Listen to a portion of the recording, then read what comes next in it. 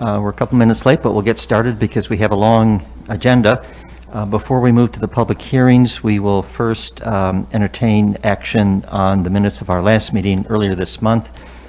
Those minutes have been circulated to the commission members. Is there a motion for action on those minutes of November 1st? Move approval of the minutes of November 1st, 2021. Second. Discussion? All in favor, please say aye. Aye. Aye. Those opposed, say nay. Any abstentions? Our minutes are approved. We have a long schedule of public hearings. Each one will be announced by a member of the staff, and we would ask that the applicant or their representative come forward to the podium, provide your name and address, and a summary of the application involved. Following questions from the commission members, we will invite members of the public who wish to speak in favor of the application to do so, and then we will ask the members of the public who wish to speak in opposition to the application to do that as well. Where comments are made in opposition, we will encourage the applicant to return to address those comments made in opposition. As you come forward to the podium and are speaking, feel free to remove your mask. So I think it will help with clarity, both the commission members and for the public here tonight. But then when you return to your seat, please put your mask back on. So with that, I think we're ready for our first public hearing. Yes, good evening, commission members. Mr. Kulik, the first public hearing this evening is a re-subdivision. This is R2152. This is to realign 3 properties into 3 new lots at 1623, 1631, and 1641 South Salina Street. The Greater Syracuse Property Development Corporation are the owners and applicants, and the properties lie within a residential class AA and residential class B zoning district.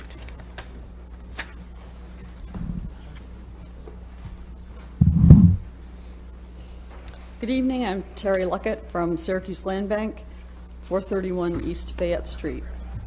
These 3 lots currently have 48 feet, 68 feet, and 84 feet of frontage. This lot line adjustment or re-subdivision will create 3 new construction sites with equal frontage of just about 67 feet each. These lots are within the South Salina Street Historic District. The 66-foot lot width is consistent with many other lots in the district. There's a map, this is in your packet. There's a map that shows all the lot widths in that district. When re-subdivided, the land will be sold to Home Headquarters, who will build 3 new 2-family homes. Home Headquarters architects have come up with a few 2-family designs that mimic the scale, massing, and historic character of the surrounding homes. And there's a rendering here. I have that, a printout of that, if anybody wants to see it closer. Caitlin Wright presented the resub plan to the Landmark Preservation Board recently, and they expressed their support. Home Headquarters' final designs are going to have to be approved by the Landmark Preservation Board. The homes are going to be sold to owner-occupants who will benefit from an income-generating unit. And I have Jim Williams here who can talk about the designs if anybody has any questions. Are there questions concerning design issues? No. Okay, Okay? I think so, at least for the moment. All right. Thank you. Thank you both very much. Are there individuals who would like to speak in favor of this application? If so, please come forward.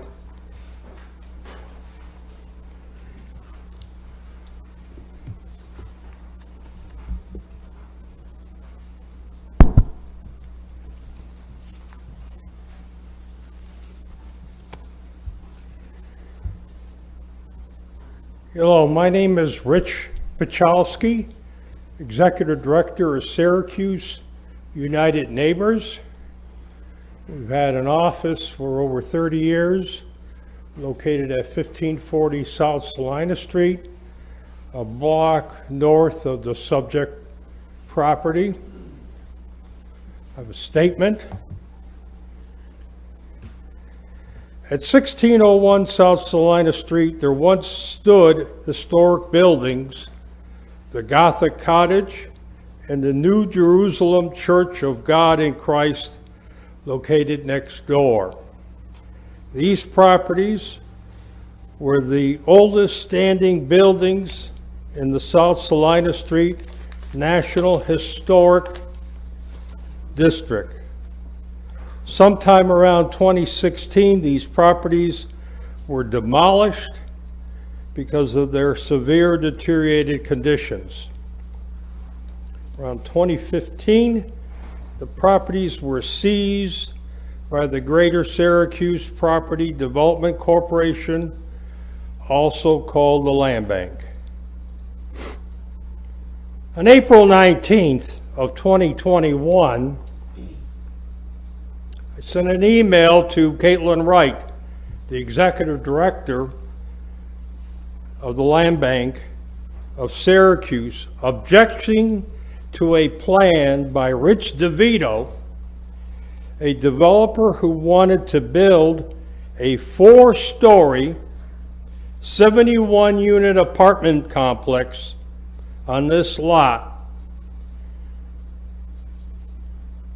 after only hearing about it a couple of days earlier. Third hand, some of the neighbors adjacent to this proposal also just heard about it. A proposal to house more than 71 people in a historic district and build a 4-story complex on the South Salina Street in the midst of some nice colonial homes. This proposal was to come before the Land Bank Board meeting on April 24th, Tuesday. It became Sun's mission to organize opposition to the plan, which would include putting another apartment unit of 30 apartments on the 100 block of Delaware Street near West Onondaga. After 3 months before the Land Bank Board, the Rich DeVito 110-unit plan was defeated by the board on June 15th. About the middle of August, Dan Balblitz, who owns and resides at 1709 South Salina Street, the historic Sagacon House, and I got together and pitched a plan to build homes on this lot, 1623-41 South Salina, to Kerry Quaglia, Executive Director of Home Headquarters. Why not? They are building single-family homes on Baker, Garfield, and South State Street, just a couple of blocks away. This would be 3 2-unit owner-occupant properties. This is something that we could support. Thank you. Thank you very much. Are there other individuals who would like to speak in favor of this application? If so, please come to the podium. Thank you. If not, are there any individuals who wish to speak in opposition to the application?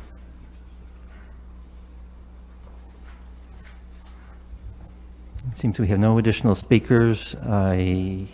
Commission members have no further questions. We will close this hearing and entertain a motion for action. I would move approval with a negative declaration. Second. Discussion? All in favor, please say aye. Aye. Those opposed, say nay. Any abstentions? The re-subdivision is approved as proposed. Thank you all. Next public hearing is a re-subdivision. This is R2155. This is to combine 2 properties into 1 new lot at 2108 to 2110 and 2114 Midland Avenue. The Greater Syracuse Property Development Corporation are the owners and applicants. These properties lie within a residential Class B1 zoning district. Terry Luckett again, Syracuse Land Bank, 431 East Fayette Street. The Land Bank demolished a house at 2114 Midland in the summer of 2020. The resultant vacant lot is 45 by 144. We acquired the two-family house next door at 2108-10 Midland in June of 2021. Our strategy for the property is to merge it with the vacant lot next door and to sell it to a developer who will renovate the property and bring it back into productive use. The Land Bank will invest in the installation of a driveway on the new lot, and that will allow for parking for the tenants of this two-family house on Midland Ave, which is a very busy street. 2108 also has very little backyard, and the re-subdivision will provide additional green space as well for the occupants of 2108.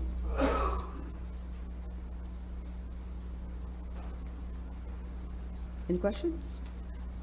See, are there any questions for the applicant? I'm all set. Thank you. I do want to comment that I appreciate the addition of the photo. Often I recognize properties, but not by address. So when there's a visual image, it helps frame the context a little Good. more. So thanks for including that. I think Jeff tells us to put that in there, so You could have taken credit for it yourself. he makes me. You can never give us too many photos.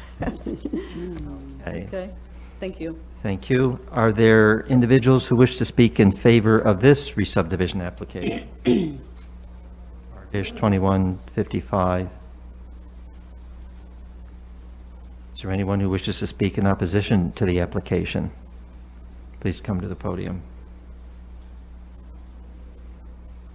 Seeing no further speakers, we will declare the hearing closed and entertain a motion for action on this application. Motion to approve with a negative declaration. Second. Thank you. Thank you. Discussion on the motion? Just to note for the record that while the frontage for the new lot seems to be a little large, there are significant changes to the traditional building and lot patterns that I think it is justified in this particular case. Further discussion or comment? Then all in favor, please say aye. Aye. Those opposed, say nay. Any abstentions? And the re-subdivision on Midland Ave is also approved. Our next hearing, please. All right, Jeff gets a star for asking and Terry gets a star for listening. Thank you. The next public hearing is the re-subdivision R2153. This is to combine two properties into one new lot at 386 and 388 North Midler Avenue. North Midler Properties LLC is the owner, and Anthony and Lynn Delia are the applicants, and the properties lie within an industrial Class A zoning district, and a portion of the property, one of the properties, is in town of DeWitt. My name is Anthony Delia. I'm the attorney from Lynn Delia, Thomas and Stanzik. I'm also a part owner of North Midler Properties, the owner and the applicant. These properties are two portions of the old Lennox Furnace Factory facility on North Midler Ave, right where the city and the town of DeWitt come together, where North Midler Ave turns into Newcourt Road. Train tracks run to the rear. And so at some point in the distant past, the property was sort of cut up and subdivided, and 386 is subdivision parcel H, and 388 is subdivision parcel G. The way the city and the town lines come together, approximately 8 feet of our building is in the town of DeWitt, and the parking lot and the road access is in the town of DeWitt. The rest of the building and the side yard is all in the city of Syracuse. For each of these two buildings, there's a building on each subdivision lot H and subdivision lot G. We're trying to bring H and G together and make it one lot. And the reason for that is the utilities Well, when we purchased this property in 2018, it's kind of like extreme hoarders on an industrial level. This place was a complete mess, and the property on parcel G was so deteriorated, it had no roof, it was all falling apart, and it was loaded with abandoned tires. We've cleaned it out. We're going to plan on getting a we have a loan in place, we want to put a roof on it, and the city code says, well, you need to have dedicated utilities to a separate lot. Well, we can either bring utilities all the way back with an easement, or we can run them through the building that is on Lot H. The city said if you do that, if you can run the utilities through the building, but they have to be on the same tax lot. So we're combining the two, so they're on the same tax lot, so that we could just run utilities through one building into the next. That's the long and short of it. You have any questions? I'm sorry I didn't know about pictures. I would have given you a picture.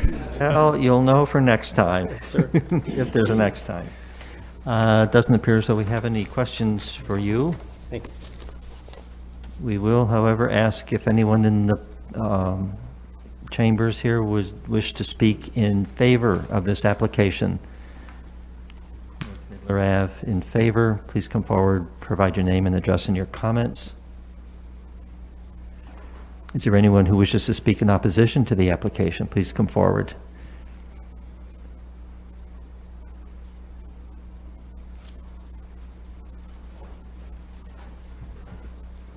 I suppose that technically I'm not in opposition, but I'm the immediate neighbor. Sir, can you just state your name and your address, please? Oh, sure. My name is Mark Fitzgerald, and I'm the owner of Trackside Studios LLC, 384 North Midler Ave, rear. I spoke in these chambers about 3 years ago for that re-subdivision. The biggest concern I have is that Armored One, who is, I guess they're called North Midler Properties. Their primary product is bulletproof glass, and so I hear them testing the bulletproof glass. They may have a shooting gallery over there where they do target practice. I don't know. I also think that I'm hearing their machines that laminate the glass. Well, I have a recording studio in my building, and I just want to point out that anything that prevents sound from transmitting also keeps your heat and air conditioning in. So I just hope that appropriate engineering is applied throughout the entire process, so they don't destroy my ability to run my recording studio. Thank you. Other individuals who may wish to speak in opposition, please come forward. I don't think we have any additional speakers. The gentleman who just spoke said he wasn't sure if he was opposed, but he certainly wanted to make a statement. If your interpretation is that that was in opposition, we afford you the opportunity to address the comment just made. I'm sorry, I don't really think it's in opposition, but anything that we're going to do there, we'll do in accordance with the city codes. We work very closely with the codes department for the whole, on the entire project. Thanks. Okay, thank you. And if there are once again, no further questions from the commission members, we will close the hearing and entertain a motion for action on R-21-53, the re-subdivision on North Midler Avenue. Is there a motion? Motion to approve, with the understanding that the applicant will follow code requirements with a negative declaration. Discussion on the motion before us? And all in favor, please say aye. Aye. Aye. Those opposed, say nay. Any abstentions? R-2153 is approved, taking us to our fourth re-subdivision application of the evening. The next two public hearings are companion pieces. The first is a re-subdivision. This is R-2154, and this is to combine 5 properties into one new lot at 1950, 1970 West Fayette Street, 1499, 1501, and 1515 Erie Boulevard West. Scott Dumas is the owner and applicant. All the properties lie within an industrial Class A zoning district. The companion application is a project site review, PR 2122. This is for demolition and new construction and site alterations at 1950, 1970 West Fayette Street and 1419, 1501, 1515 Erie Boulevard West. Scott Dumas is the owner and applicant, and all properties lie within an industrial Class A zoning district. Thank you. As mentioned, my name is Scott Dumas. I'm with Virus Real Estate Solutions, representing 1970 West Fayette. It's the new entity, the entity that now owns the former Strathmore Paints building. I am a partner in that project. Gear Block 27 is being presented as a sustainable mixed-use community project. I know everybody else is doing residential. There's no residential here. It's only commercial office, retail, some trade school, and a little bit of warehouse. The actual uses that we have thus far, if you know the restaurant Eden downtown, if you know of their quality, they're doing a community market in the building. We're doing a co-working space, and Cornell is funding a brain education center, which will be a part of this building as well. If you know the site, you know it's a very challenging site. It's got elevation issues, structural issues. It was a paint factory, so environmental, of course. The elevation issues are staggering. Never mind you throw the Erie Canal wall as a retaining wall in the center of it. It's a challenging site in addition to being a variety of small parcels that need to be duct taped back together. The biggest challenge, likely the reason that it sat for so long, is because there's parking issues. We're a little bit short on parking. We'll hear talk about that tonight when Scott comes up.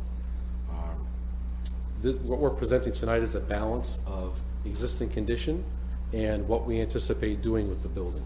The current status, well, you've all seen what the building looks like. We're using a mix of the retail uses, the warehouse is what we're presenting tonight. Really everything that we'd squeeze out of the project. Right now we have presented 50 spaces, showing that we need 51, we need a variance of 1. What we're really requesting is a variance of seven spaces. We don't need it, but we're trying to save everybody's time by doing it now based on current discussions we're having with hopeful future tenants, trying to get this out of the way now. I appreciate your time and your thoughts, your attention on this. I'll now turn it over to Scott Freeman. Thank you. Scott Freeman, Keplinger Freeman, Landscape Architects, working with Scott. I'd also like to say we've reached out and worked with the city through the pre-development meetings, very helpful. We've worked on a lot of projects with Steve Harris and Neil Burke, and this was a very challenging site. In the early parts of the project, we had Steve and Neil, and they've actually been out there several times with us, and what we've come up with is three parking areas. And to Scott's point, we've been working very closely with the architect, and truthfully, every 2 or 3 months it changes, and I don't think change is a bad thing, because you're trying to fit 5 or 6, 7 different entities in one building, and Scott was just telling me about one. One is actually I guess a brewery and a restaurant that'll have shared space and a shared bathroom. There's a lot of creative things going on here, so we're not just asking for more parking for the sake of parking. We're asking for that because as Scott lines up tenants, we're looking for a little bit of flexibility. One thing Scott didn't mention is, the Jeff Harab, we are deep into the planning process. We have 50 shown on the plan. Jeff Harab did calculations based on the current lineup, which is great, Scott, Jeff, but unfortunately it's changed a little bit. So that's why Scott's asking for a little more.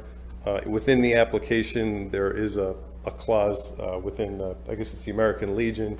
We're looking to secure leases, not a full-time owned parking lot, but we're looking to get leased space in the general vicinity or across the street to park additional cars. So the two biggest open-ended items for this project are parking, which we're open to having a discussion. I'd rather have a discussion rather than trying to weekly update the tenants that keep changing. So we'd like to have that discussion. And the subdivision, I think, is pretty straightforward. It is 5 parcels, but we're going to make them 1, so that'll certainly clean that up. The SWIP, stormwater pollution prevention plan, the subsurface drainage, utilities connections, sidewalks, curb cuts, I'll call those checklist items. I don't think we have our final comments back from the city engineer, Moza, but I think those are checklist items that we'll be able to address. But if we could just have that discussion on parking, it would be appreciated. given the nature of the project. Okay, thank you. So questions for the applicant? So what, the plan we have now is not the current plan, correct? Let me qualify. We're not changing the building limits, but the spaces within the building, the floors might change a little bit between now and when construction starts. So maybe there's a discussion that could be had as we get closer, or, once we get. For example, a warehouse used on our plan is warehouse that converts to office along those lines. It's uses within the building. Okay, I'm gonna maybe ask staff to assist us a little bit, because the parking requirement is predicated on square footage of different types to arrive at a number. And so we have one number in our materials right now that show you being one space shy of what's required. So you would ask for a waiver for that, providing the I guess that's where. justification. And now you're suggesting that are further changes afoot that would put you maybe 7 spaces shy of what the arithmetic tells us you would need. Right. And that's what you would want the commission to act upon, is the large Yeah, I guess variance. I guess the proposal on the table is a not to exceed up to 7, and if it goes over 7, we'd certainly come back. If that's not feasible, then I guess, Scott, we can come in with a variance for 1, and then if we need a few more, we come back. We're trying to wrap up the comments in an efficient manner so we can move forward and Right. break ground to hit our construction schedule. We basically hit all the checklist items. I think we're down to this parking issue, because we'd like to get started on the inside in December. That's our, if we can get things worked out. No, it makes sense to have this kind of conversation early on. It's just that it sounds like the plan might need to be updated, so what we act upon is the most current thing that you have and where you think you're really headed, and it represents your true need in terms of parking and the magnitude of the parking waiver that you would be requesting. So let me pause, though, and see if my colleagues have additional questions, or if staff have any questions with changes. You go first. I'll start also with a question for staff. Since we received the recommendation of the resolution from the Onondaga County Planning Board, has this information been relayed to the applicant? Do they know about the recommendations?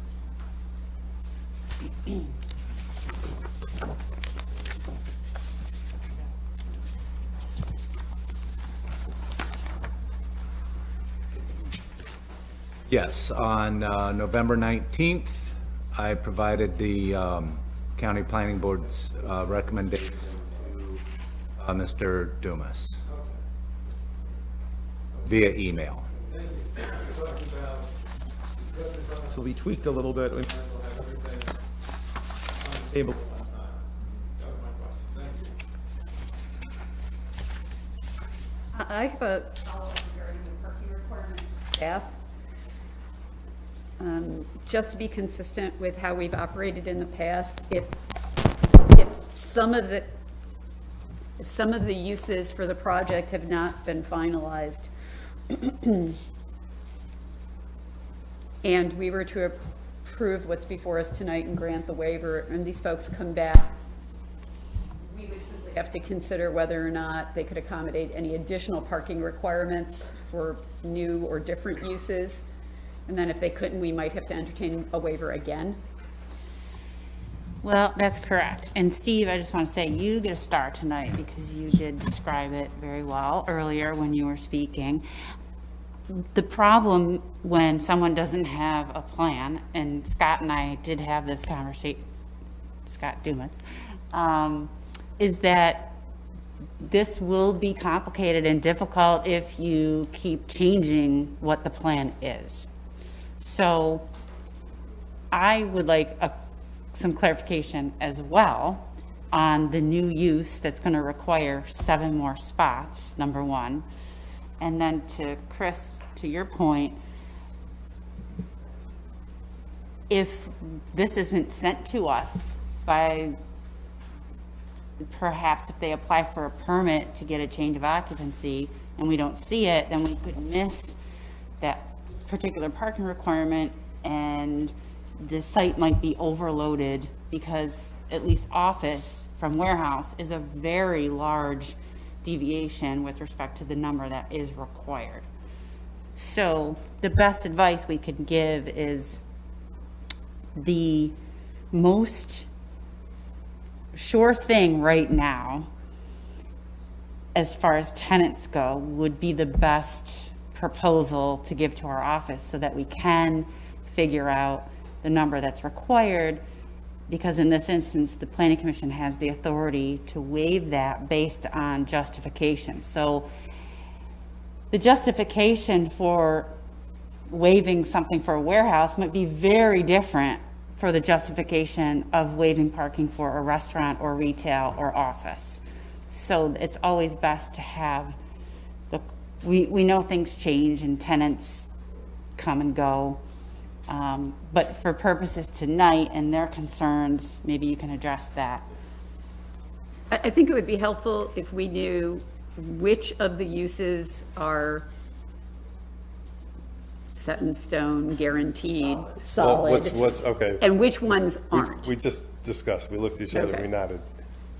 What the calculations that Jeff Harab did on the current mix is set, and it is set right now. And I think, let's go for the 51, we'll get the one space, we might even be able to find the one space. And then if something happens, nobody's moving in December, January, February, March, April, we're working on, if something comes up, we respect the city process, we're more than happy to come back and show you what reality is at that point in time. So I think I don't want to hold it up, and I want to be fair and honest to the city. So does that sound reasonable? We're just telling you that, I guess, it could change and we'll come back, if that sounds reasonable. But we've spent a lot of time on multiple floors running calculations. We're not just asking for an open checkbook, if you will, on planning. It's a challenging project and we want it to happen, and it's got a timeline and it needs to move, and when it changes, we'll come back. It's if that's reasonable. clearly a complex project on a difficult side, as you spoke of earlier tonight. It's just that the commission needs to act on a definitive set of facts. I understand. And if circumstances in life should change later, you can always return to this body. Just to go back to my question though, so can you just review with us which are the uses that are You got this. are set? It's And the ones that I had mentioned, which is the warehouse market, and it's only 2,000 square feet in the front of that. It's the co-working space and Cornell's Brain Education Center, and that's a trade school. So really just those three. And so those are the ones we've calculated the required 51 and they're short one right now. Yes. Okay. Well, hold on a second. The number of seats for the trade school, I believe, is what we're missing. Oh, we got an email. You got it? Well, please confirm it. We had exchanged emails about roughly 2 employees. and I'm about- taking away his star right now. I don't have it with me. Well, if the 51 is based on the updated information, then that is sufficient. Okay, thank you. Is it? I don't have the email with me. You know what I'm saying, is the 51 including the changes via email? No. Okay. So, if you could just come back up and state the number of seats, because then we'll have to do a quick calculation. The trade school has 2 employees. It is not a full-time, people would not be there every day. and no more than 4 students at a time. 4 seats. Right, 2 employees and 4 seats. Okay. So, hold that thought. Talk amongst yourselves. Can I ask a few questions while you're Yes, calculating? absolutely. Okay. And this might be better for Scott Freeman. Sure. So, in terms of the site plan, and I apologize, we have essentially 2 entries in the staff report for this, one of which is not opening from me, and I think it's the one where I saw comments from the transportation planner. Okay. But I can't find them, so I'm going to do this from memory. I seem to recall that had a concern about the parking that fronts on Erie Boulevard. And again, I apologize for not finding it, but something perhaps about not having access, not having one big long curb cut, and I see that the drawing in the file, thank you. I don't know why it won't open. Oh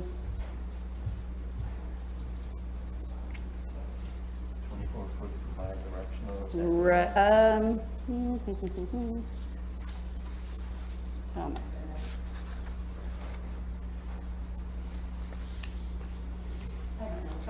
The F lot is shown as encroaching into the Erie Boulevard right-of-way, so that was one issue. Have you, I can address that. okay? Yeah. That would be good, and I'll still see if I can Yeah. find the other issue. That goes back to where we started with this project. And to Scott's point, it's very challenging based on the size of the building, the proximity to the road, and the change in the elevation. It's very critical for the food component and just the function of the whole building is to have this lower loading area.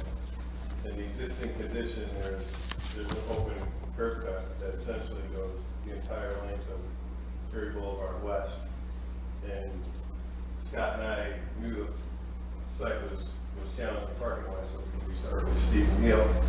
And in discussions with Neil in the city, he said, well, if you can take that open curb cut the whole way, start there, what would you need to get a truck in and out of this intersection without having the truck block your boulevard? So we came up with the truck coming in one way, this way, and then backing in here, and then coming out this way. It's a very irregular parking alignment, and we realize it's a compromise, and that's something, conversation Jeff wasn't privy to, because he picked up on it and said, why did you do this?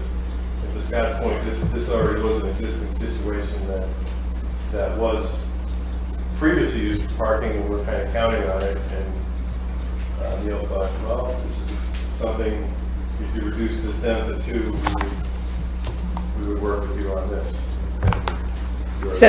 So the drawing that we have is in response, and you Yes. you basically have 2 access points that allow a truck to do its Yes. maneuvering. Okay.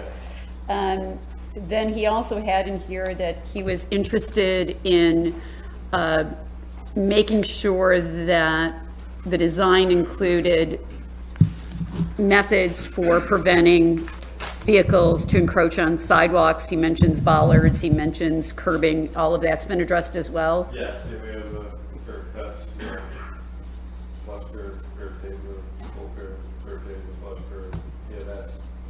Okay, and then the planting as well on the west and east lots, he was looking for plant materials to provide modest screening. I mean, I know there's a planting plan, but I'm assuming you've reviewed this with him and this meets his concern? Yeah, we met with Steve Harris, yeah, we had that. Okay, well, the screening was noted by Neil, and obviously Steve might comment on plant selection and whatnot, but the bottom line is you've addressed that. Oh, Point. we had Okay. trees, but if it was the preference of the board to change those to evergreen, that certainly could be, that change could be made. And I'll double check that with Steve. But I imagine Steve Harris would have the last word on that, so I'll check in with Okay, Steve. The challenge is we've, had several submissions, so I just want to make sure he's up to speed with his comments in our latest plan, so I will check that. okay, again, the plan seemed to respond to these comments, but I just wanted you to Yeah. verify Yep. that, so thank you. And I will verify that.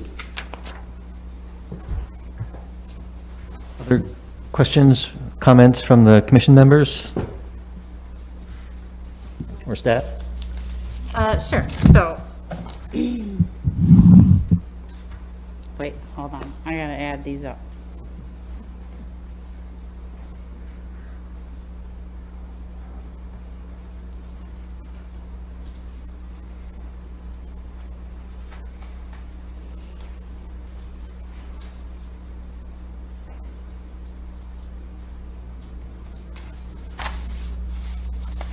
All right, well, as luck would have it, the 51 is correct so long as for the storage and the warehousing, there's no more than 6 employees for each at their greatest shift. So 51 is correct.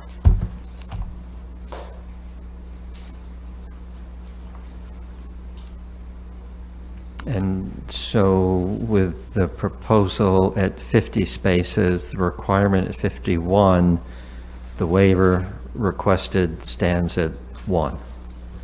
Okay. It's helpful to have that clarified. Okay, additional comments, questions from staff? Nope. Nope. And To sum it up, then, it would seem that the most important message here is that, especially because of the warehousing use and the type of school you're talking about, that any use that's more intense in the future might present an issue regarding your requirements for parking that we would have to address in the future. But it is likely that it would be, if I'm not mistaken, staff, more spaces needed rather than less, because we're talking about the least intense spaces being the ones that you might see be a different use. Okay, so as long as the applicant is aware of that. Thank you. okay, having covered all of that, is there anyone who would like to speak in favor of this application? Please come forward, either one. We're doing both of these together, the re-subdivision and the project site review. When it comes time to act, we will act separately, so it's either R-2154 or PR-21-22. Anyone wishing to speak in favor, please come forward. Is there anyone who wishes to speak in opposition to either application? Please come forward. We don't have speakers in either category for either application. We've had points of clarification with the applicant to confirm where we stand with the request before us this evening. I think we're in a position now where we can close both public hearings, R-2154 and PR-21-22. And with that, we will pause to see if there is a motion on the re-subdivision application first, R-2154. Move approval with a negative declaration. Second. Discussion. All in favor, please say aye. Aye. Those opposed, say nay. Any abstentions? The re-subdivision is approved. And then related to that, but as a separate action, the project site review, R-21-22, for the same site. Is there a motion for this?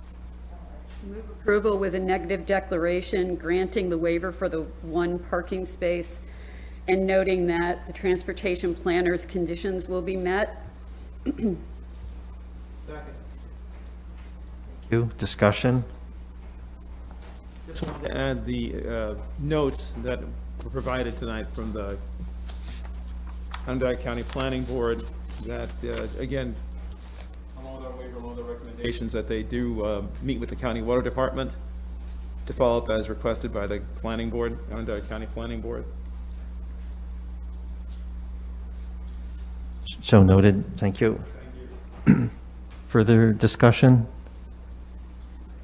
All in favor, please say aye. Aye. Those opposed, say nay. Any abstentions? And the project site review for this same site is approved. Thank you both very much. And our next public hearing, please.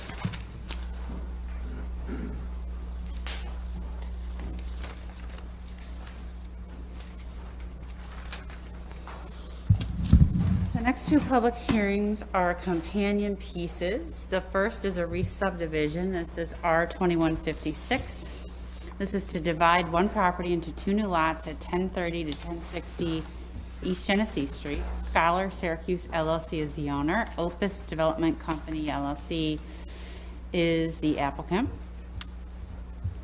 Property lies within an Office Class B zoning district. The next public hearing is PR 2124. This is a project site review for new construction. This is to construct a 7-story multifamily residential building at 1030 to 1060 East Genesee Street. Scholar Syracuse LLC is the owner, and Opus Development Company LLC is the applicant.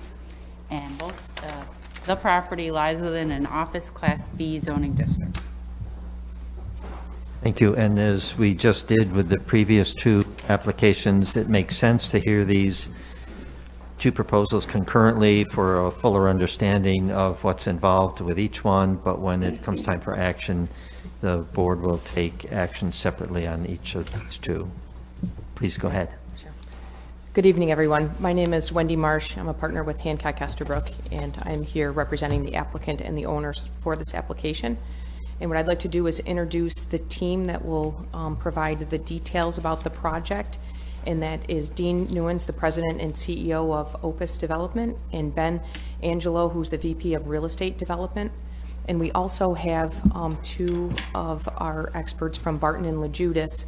We have Ken Kutzen and Ashlyn Maurer, who will be here to represent the development and answer any questions that you might have on the project, as well as any questions that you might have on the seeker. And with that, I will turn it over to Ben. Good evening, Commissioners. Ben Angelo, Opus Development Company, 9700 Higgins Road, Rosemont, Illinois. Just wanted to, before we go into the full presentation with my colleague Dean, just wanted to say how excited we are about the opportunity to bring this development to the community of Syracuse.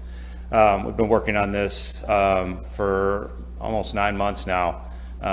We've partnered with the owners of the Collegian Hotel, which is the former Grand Genesee Hotel. I think you're all probably familiar with that, along East Genesee. But they approached us last winter with an opportunity to try and reimagine what they could do with their surface parking lot. As you guys know, behind the hotel, between East Genesee and Madison, there is a very large surface parking lot, as you guys can see here. When they acquired the property in 2019, they quickly understood that there was an opportunity there to transform that into something else. And through a relationship we have with the owners of the hotel, they approached us last winter to get our thoughts on what we thought would be, the highest and best use for the property. So what we're bringing forward tonight, as you'll see here, and Dean will go through the full presentation, I think is a very strong opportunity to redevelop this site. We're proposing a multi-family apartment building. Primary demographic that we're targeting will be the students of Syracuse University. However, that being said, over the past 10 years of us doing these types of projects in communities, not all that dissimilar to Syracuse, we've recognized that there's the demand for this type of product and this type of living experience goes beyond just students. And so we've evolved our programmatic objectives of these types of projects to allow for a unit mix that will appeal to a broader demographic. So if you think about what's immediately adjacent to this property, it's not only Syracuse University, but it's upstate New York Medical University, where they've got 1,600 students there. They've got over 2,400 faculty, 600 residents, and you're adjacent to downtown Syracuse as well. So there's a much broader demographic than just the students. So I think what we're bringing to the community is a project that does appeal to that broader demographic. However, we do see that the primary demand will be from the students of Syracuse. As Dean will go through the project and he'll highlight a lot of the different points, I think the big selling features of what we bring to the community is a a well-designed project that's professionally managed, it's safe and it's secure, and it appeals, like I said, to the broader demographic and fills the need for the larger community. With that, I'm going to turn it over to Dean, but if there's questions later, I'm available.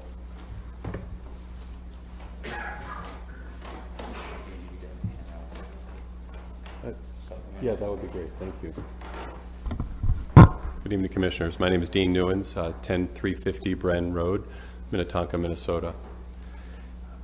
I'll let these packages go out. And while Ken's handing those out, what I'd like to do is really cover three topics, if I may.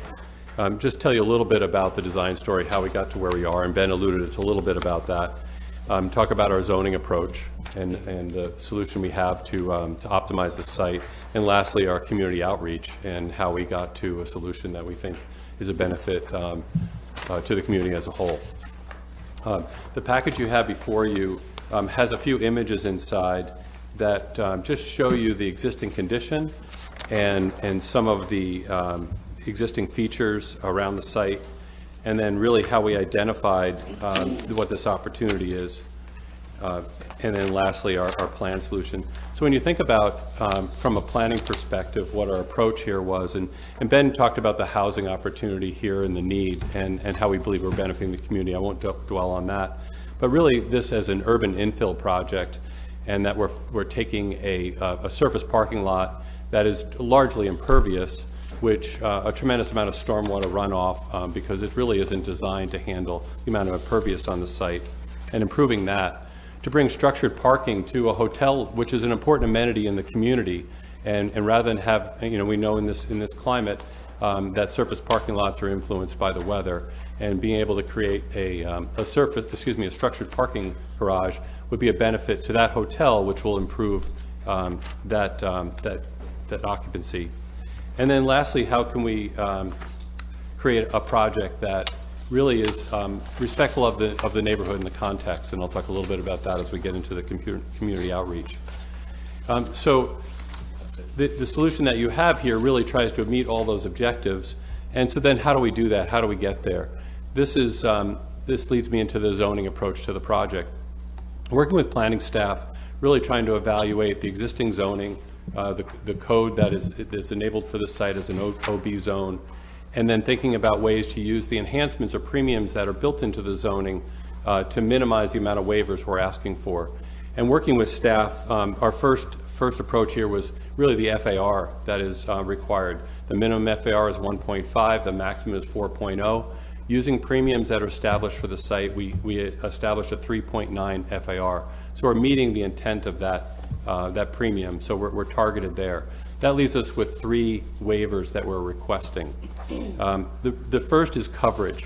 When you think about the current zoning is a 40% coverage, we're asking for a 73% coverage, but we're building on top of a surface parking lot. If we had waivers, we would be within 7 points of that. 65% is the maximum that we could get. So we're asking for a waiver on the coverage. Density is also an important part of the zoning here. And our approach here was that the zoning has a 425 square foot per unit zoning. And so then we're asking, well, what we've been able to do is to enhance our setbacks to the project, which gets us within 3 points of the zoning allowed. So we would get down to 374 square feet per unit, and we are 371. So we're asking for a waiver of 3 square feet, a minimal amount there for the project. Parking is another criteria in the project. We have, as you imagine, we have parking for the hotel. We're replacing all of those cars within the previously approved variance that's in place, as well as parking for our unit, for our project. The parking required for this project is 1.0. We're asking for a 0.9, so just a point difference, so a total of 94 cars for our residents. All of these parking would be underneath our building. So again, we're building structured parking that will protect residents from the elements and also the hotel guests. And then lastly, the front yard. You'll see a modification to the front yard. Working with planning staff, we identified this 20-foot setback that we had to adjust the design of the accessibility to the project.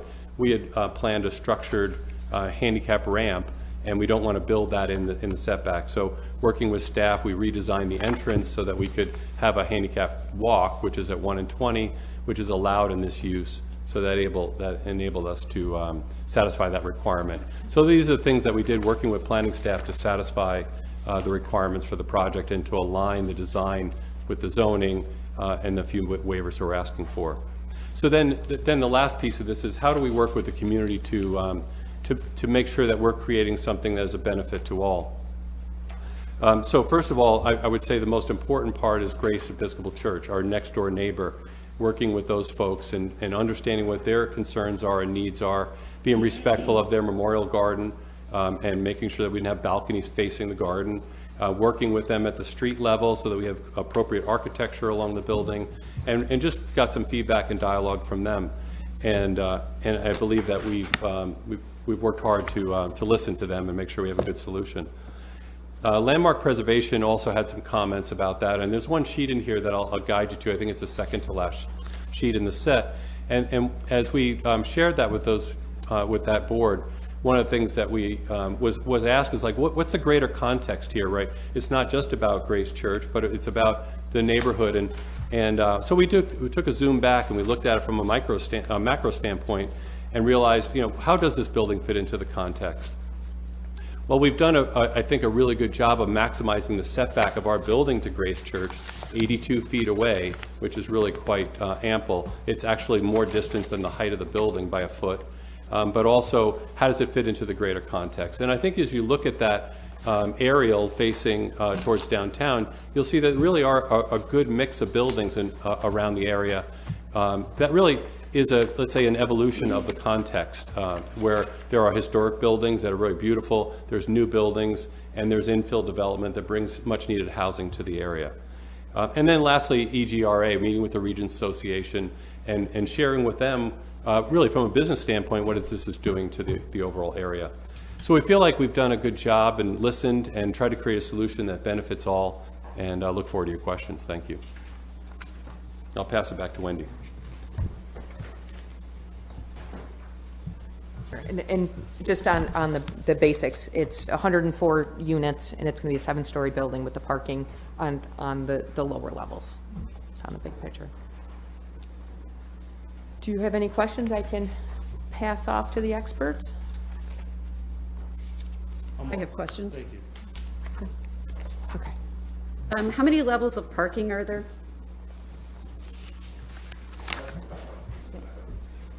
I assume most of these will be towards you. There are 3 levels of below-grade parking.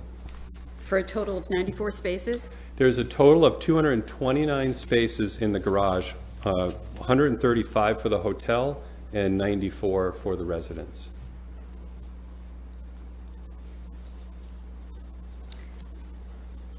And then there's 24 surface spots that are adjacent to the building. Really, those are the spots that are left on the existing hotel parcel once we split the lot into 2. So question for staff. The zoning allows the hotel to have its required parking on a separate parcel? Well, the hotel is encumbered by an existing variance for yards, I believe. So that application, an application for an area variance to include and recognize the parking off-site, because in this zoning district, it can be within 500 feet for their particular use. And so long as the number doesn't change of what's required and what was recognized in the previously approved variance, then yes. So the previous variance acknowledged parking off-site? No, because this is one big lot from Madison to. So therein lies my concern. Yes. If this is now a separate parcel, does that force the hotel to need to come to us or something regarding how their parking is provided on a separate parcel. No, they are going to the Board of Zoning Appeals, and that, But that they need to come to the city for some level of approval. oh, yes, they've submitted a variance application for that. And that would be a cross-access easement for the hotel to have access to their cars in perpetuity, if I believe. That was my next question, is that you're granting the hotel owners some easement so that they Absolutely, have yes. access? We've also created a dedicated elevator and circulation path for the hotel, so they have closer access right to their, and then that, basically, we're bifurcating the residential circulation and the hotel circulation. The hotel would have the upper portion of the garage below grade, and the residents would be at the lower portion of the garage, if that helps a little bit. Yes, it does clarify some stuff. Switching away from parking, you brought up the potential impact on Grace Church. Unfortunately, none of your graphics show that, so I would want to see that. The Grace Church isn't in any of your drawings, so it's kind of hard to extrapolate what the visual impact will be on the church, so that would be something that I would find useful. I think everything's in warm gray, which is a nice technique, but it doesn't really tell us anything. Well, and the plan view, our intent is to show the separation between the two, and I believe in our previous exhibits, we had shown some context of the Grace Church in our previous application. This is a supplemental package to what we had submitted. I guess I don't remember seeing that. Did we see that?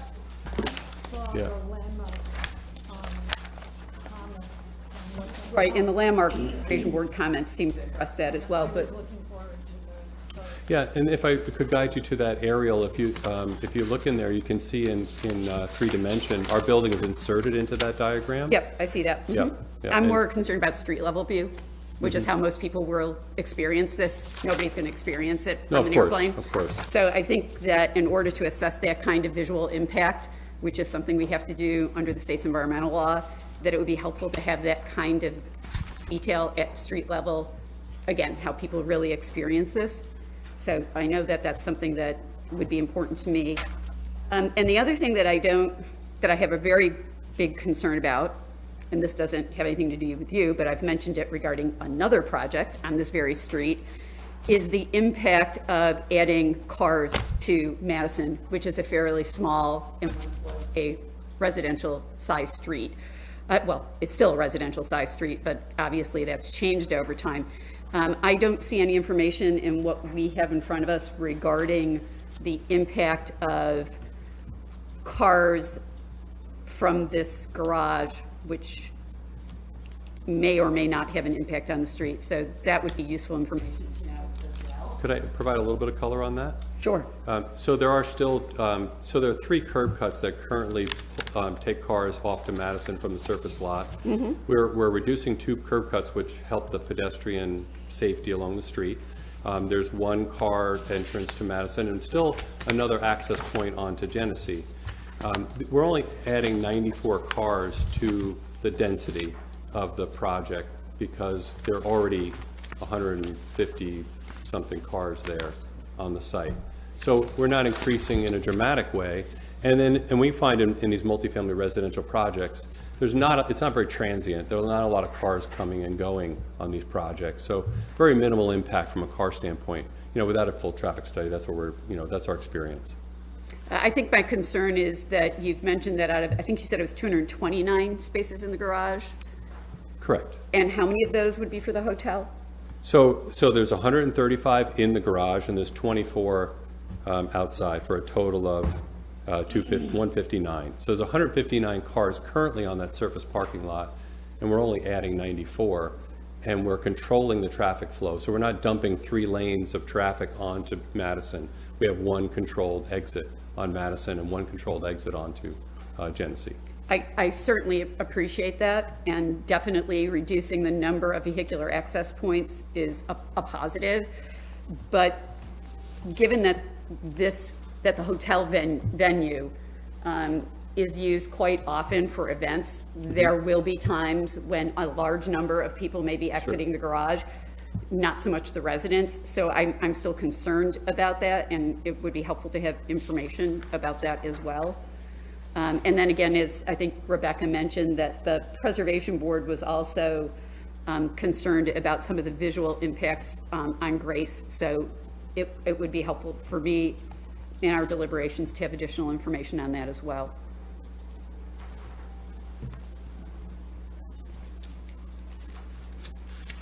Okay. Oh, I'm sorry, one last thing. I'm monopolizing this.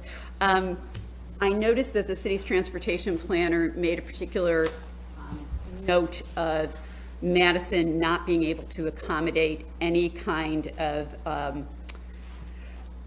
transit option that you might offer the residents.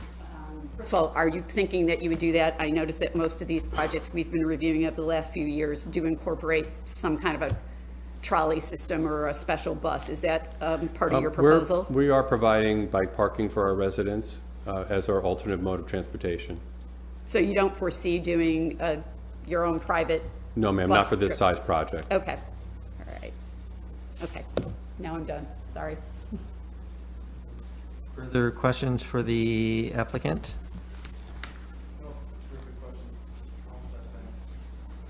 I'm all right, thank you. Okay, thank you to the entire team for the presentation and the responses.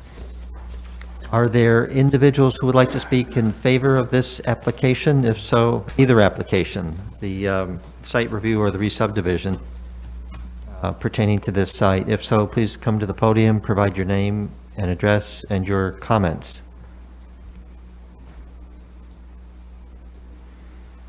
Is there anyone who would like to speak in opposition to either application? If so, please come forward, share your name, address, and comments.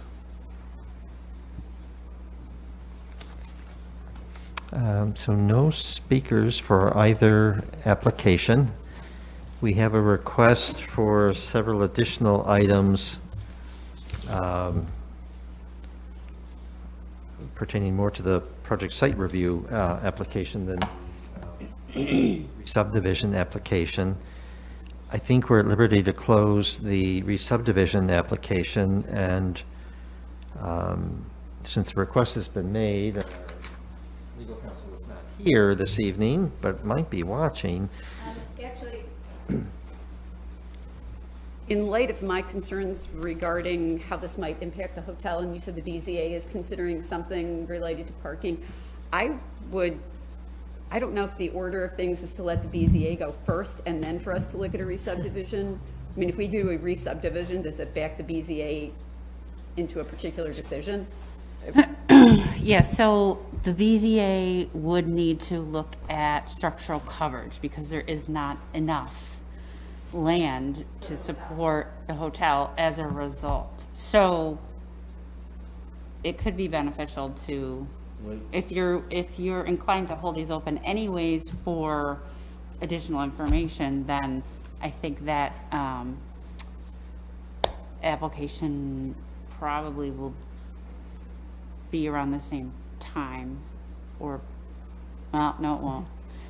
I think it's gonna be January at this point for a BZA, but this could come back next time. But what we can do, let me think about that. Anyways, they're not gonna have a decision, I don't think, before, right. If I may? Just the interrelationship between the two, there really isn't anything that the BZA can give an opinion on until the re-subdivision is there, because that's what's creating the need for the variances. So it does get a little complicated jumping back and forth. So I know that when Heather and I looked at the timing of this, you know, it's difficult to even explain to the BZA what variance is needed until this board, you know, completes the seeker so that they could act, and then also to know that this board would issue the re-subdivision, because that's what creates the need for their variance. So, so I guess I would ask if this board would be in a position to be able to make a decision contingent upon the BZA offering, you know, providing the variances. Because it's difficult for them to do it in the abstract, because it's the re-subdivision that's creating the need to go to the BZA. Do we have an opinion from Catherine? Just because she's our attorney. Of course, so- of course. Because the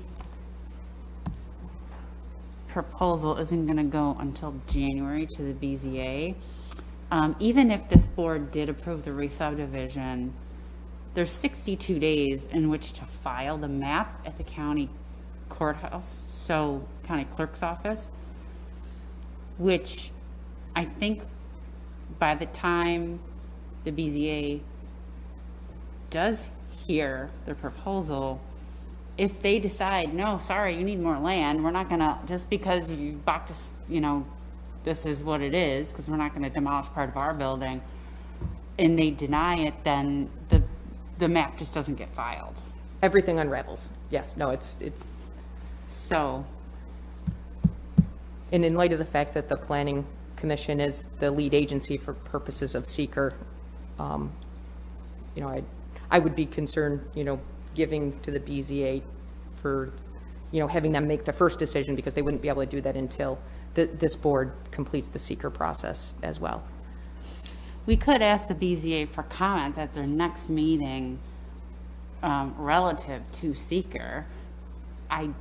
We initially did that with the letter that went out to request for lead agency. They didn't send back any comments, much like the Preservation Board sent back comments for when they sent back the lead agency, you're okay to be lead agency letter. We could do that. Well, except if we were talking about the project site review, in light of all the information I've just requested, but my colleagues seem to agree to, we can't make a conclusion about seeker. And if it's the same seeker form that's being filed for the re-subdivision, we can't use it for that purpose either. Well, not tonight. Correct. So we couldn't take action tonight because we're not in a position to sign off on seeker if we're asking for additional information. Well, that's correct. But what I'm saying is this board's going to meet one more time before the BZA hears the variance. And we would be able to provide the additional information. It sounds like there's additional information relative to a street line review for Grace Church, and also additional information on the traffic. And the one thing that Dean did not note is the fact that we all know that you can drive from Genesee Street over to Madison. It's essentially a street. And I think that that's another positive of this project, is by making sure that either you're driving in off of East Genesee Street or off of Madison. But we'd be happy to supplement the traffic information if we can come back on the 13th with that additional information. I think the traffic information will help quite a bit. Sure, be happy to do that. And then we'll have the street level view as far as the project impact on Grace Church as well. Okay. Seems perhaps we might leave both hearings open this evening. The request for the information is out there. We'll be meeting again next month before the end of the year, and we'll have that additional information that was requested this evening. Yes. And the outreach to the... Sorry, Catherine's calling me. Okay. She is watching. Let's pause a minute. Our legal counsel may have words of wisdom for us. And your next meeting is December 13th? Is that your next I meeting? don't know the BZA date. Ours is... Oh, no, your meeting, because we, 13th, yes. 13th, great, thank you. I saw Yep. that on the agenda for your next public hearings. And while she's on the phone, in terms of the street level views, my concern is in terms of mass and scale of the new project, new building, excuse me, mass and scale and how it relates to Grace, but also the detailing of the building and how I'm not by any means suggesting you make it look historic. That would be ridiculous. But the idea of how, as a contrast in architectural design, it relates to Grace. And I know as a designer that contrast is one of the hardest things to achieve, but we're going with contrast. Nonetheless, it's going to have an impact on that property. So anything that you can show us from the street level so that we can assess that would be helpful. And again, I think that's pretty much consistent with what the Preservation Board talked about. Yes.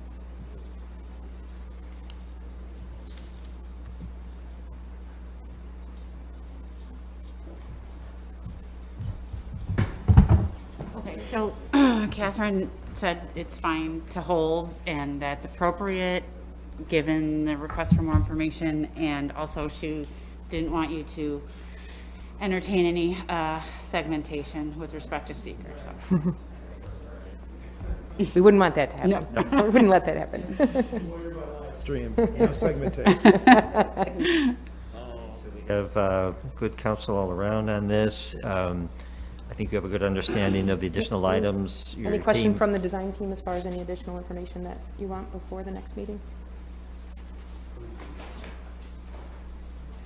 I just want to clarify, I heard what you were saying about this, but what it sounds like is that we need to show this building in context at street level and is this coming to this body, or is this going back to landmark, this body? Yeah, okay. We will refer it to them because they also asked for it, because they haven't officially made a determination, but it will help this board as well. So that, they will just review that on their own. I'll refer it to them. And the fact that we've met with the church and talked through all this and expressed their concerns, and they were pleased with the work that we had done, is not sufficient. I mean, we've had several... Obviously, they have their concerns as the property owners. We have different concerns as the body for the city that needs to look at broader community planning issues. Hopefully they'll align and we won't be at odds and you'll be dealing with the same set of concerns. So I assume we may have that on record, but whether we do or not, again, I think we need to have that information for our deliberation. So this, just so I make sure that we present the right materials, we're going to be showing an historic building next to a contemporary building. And so there will be context, I mean, there'll be contrast. Right. And so are we then opening a discussion about the architectural style of our building?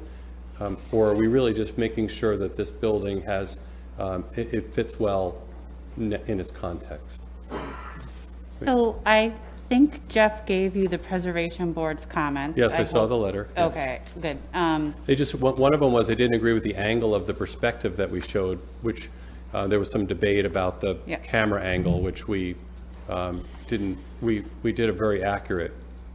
Yeah, so they asked for Perspective. the same thing that this board is asking for, a visual perspective in context of the church. And also, they asked the development team to consider ways to reduce the scale and massing of the new building even further through material selection and design modifications. That's a big, we did, we certainly did look at ways to adjust the building in its massing. And we in all of our analysis, we determined, just so I can address this one, because we really are looking to come back and show a redesigned building. We pulled the building as far away as possible from Grace Church to be respectful in elevation from a distance standpoint. The step backs are not required per zoning, and they are not really impacting the relationship of this building. And quite frankly, this building has a stronger massing relationship to the garage that's next door, and also is really becoming a great screening element from the garage to the church. I mean, we think about the sight line of the church to the current garage is really unsightly, and I believe we've done something to improve that. So we certainly can come back and share some imagery of how our building relates to Grace Church at the street level. But we did study this request of massing and determine really the solution that we're recommending is really the best solution for the project overall.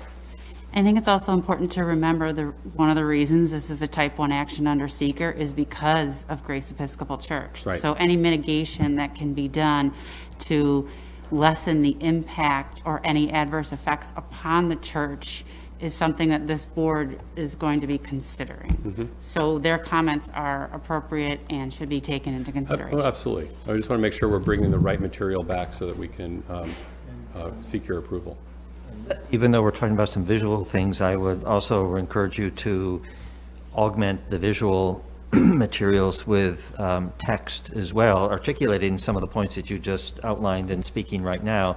I think together, those tell a better story of the impact or convey a better understanding of impact, both the visual and the points you just outlined. I think it's fair to say that for other projects that we've looked at that are of this scale in this general neighborhood, that we've made similar comments about how to make these otherwise really big boxes look less like really big boxes. So the more three-dimensional quality that there are to all of the facades, sometimes that helps. So creating shadow line, whether it's at windows and doors, or in your case, you've got sort of projecting bays, for lack of a better word. You've got balconies, all of that helps. But both the Preservation Board and again, at least from my perspective, we're asking for either your explanation how you got this far and whether or not there's anything else you can do. So again, trying to make really big boxes not look like really big boxes is really what we're getting at. And certainly a written defense of what you've prepared is fine, but we're also saying, maybe go back and think about it. It's not a complete redesign of the building, and I don't mean this literally, but you could come back and say, hey, we thought red would be better than gray. Does that help? So it might be something as simple as color, texture, again, shadow line relief, anything like that that makes this consider the traditional development of this neighborhood and what's left of it, and in particular, Grace Church. Okay, thank you. Okay, thank you. I have one thing to add regarding the traffic study.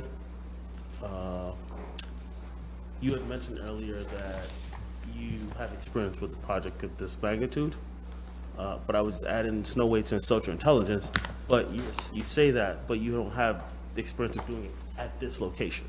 So I just curious to know if you guys considered and thought about what type of traffic study you would do. That way we know that it's feasible to like show how it would impact the project. If I'm not mistaken, I don't believe the density of this project required a traffic study. This is just, we're minimally adding cars to this site and improving the traffic flow through the site, as Wendy mentioned, that we are maintaining a through road through this project. Go ahead, Ken. Yeah, as that the traffic assessment or traffic impact study is going to fall on the consultant, that being Barton and Judas. So just maybe some clarifications. I heard concerns over primarily when there's events at the hotel and the traffic load hitting Madison. Is that a comparison of what currently exists with the two open surface lots and what changes can be expected through the hotel? Sure. Okay, so it's just changes in the ingress and egress patterns versus traffic loading. There's also a difference in volume, though. What are the total number of spaces again? You said there's 150 right now? Surface spaces? 159. And we're going up to 229 interior and a certain number that will be on the outside? Adding 94. You're adding 94 within the parking garage, and that's for the residential uses. So there's no change in the number of current spaces, there's no change in the events, there's no change at all from the hotel side. But you're increasing the total number of spaces. By 94. Right, so that's half again as much as what is there, right? We have 150 roughly, 75, half of that, you're actually adding 94. Correct. I mean, we're not doubling it, but it's Right. at least half as much again. For residential use, hotel use would remain status quo, just with modification of the entrance onto Madison. Okay, So different traffic patterns, so I'm assuming we would address that yeah. in a traffic assessment. Okay, thank you. Thank you. Yes, thank you. So it sounds like, just to circle back, you were looking for additional information on the Grace Church side and also the traffic side for purposes of this board to make your seeker determination. And you'll be looking for the additional information coming here, and when we submit the additional details on the Grace Church impact, Heather, it sounds like you will be sending that over to the Landmark Preservation Board for their comment for purposes of seeker, because just want to remind everybody that, there is no Landmark Preservation Board approval that's required. There's no certificate of appropriateness that's required, but certainly you're looking for input from that board for purposes of making your seeker determination before any decision on the project. Yes, so the Preservation Board, with project site review, if they have a negative comment, this board has to overrule it with a majority plus one. So for project site review, it is important. Yep. Great, well, we will get that information as quickly as possible to you, Heather, so that it'll be able to work its way through the system, so that when we come back here on the 13th, you'll have that input, and hopefully we'll be able to close the public hearings. Summary, these two hearings will remain open, and we'll be looking forward to the additional information. Great, thank you, everyone. Thanks to everyone who Thank you. presented. The next. We have additional hearings, so. Yes, we do. The next public hearing is SB 0438M1. This is a special permit modification to a restaurant to modify the floor plan, site plan, and signage at 2378 to 2390 James Street. Palace on James LLC is the owner. Katrina Skinner is the applicant, and this property lies within two separate zoning districts, Business Class A and Residential Class A1. So hello, my name is Katrina Skinner. My husband and I own the Palace Theater on James Street, and this application is because the fascia wall on the Stafford side of the building needs some repair, and so the entire project is going before the board. There is some layout changes that were done over the last 15 years. A bookcase was moved, a counter was moved, and we need to modify the floor plan that the city has to match that, as well as the signage. We have one permanent sign for the salon and one permanent sign for the cafe, and then temporary decorations. So it's just updating all that information in the city as far as I understand it. So.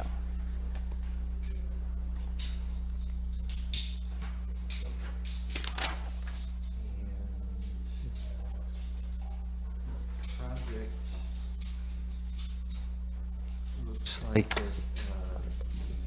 we'll need a few waivers, 3 waivers it looks like, regarding off-street parking, and 2 pertaining to signage.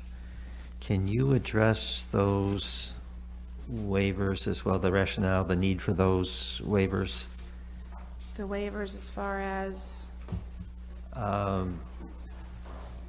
me. Are these, just a minute. I Applicant? don't believe these are new. These are current.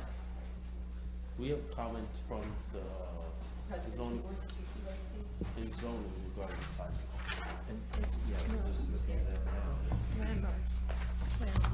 I mean, yeah, Current sign doesn't conform to the sign ordinance? Yeah, there's a little bit of confusion there because the 2 signage that we have, there's 2 permanent signs that are on the building. There's one for the salon that's above the salon, and then there's one that is above the cafe. The rest of the signage for the cafe is temporary vinyl signage that's holiday signs. It's really things that they put up for the sign. In the picture, it was shown there because it's in the picture, but it's a temporary stickers that they put up and do decorations. So those will change on a regular basis. And So is that all what you were counting? No, your staff report is what is correct. They have a parking waiver because the site plan that was previously approved had more parking spaces than is there now. Plus there's increased customer area with respect to the changes that happened in this restaurant. And the signage, because James Street overlay is in effect, it is less than a normal Business Class A zoning district. is the applicant seeing the? Yes, these deviations plus the Preservation Board's comments that we got on Friday. Okay. to 18.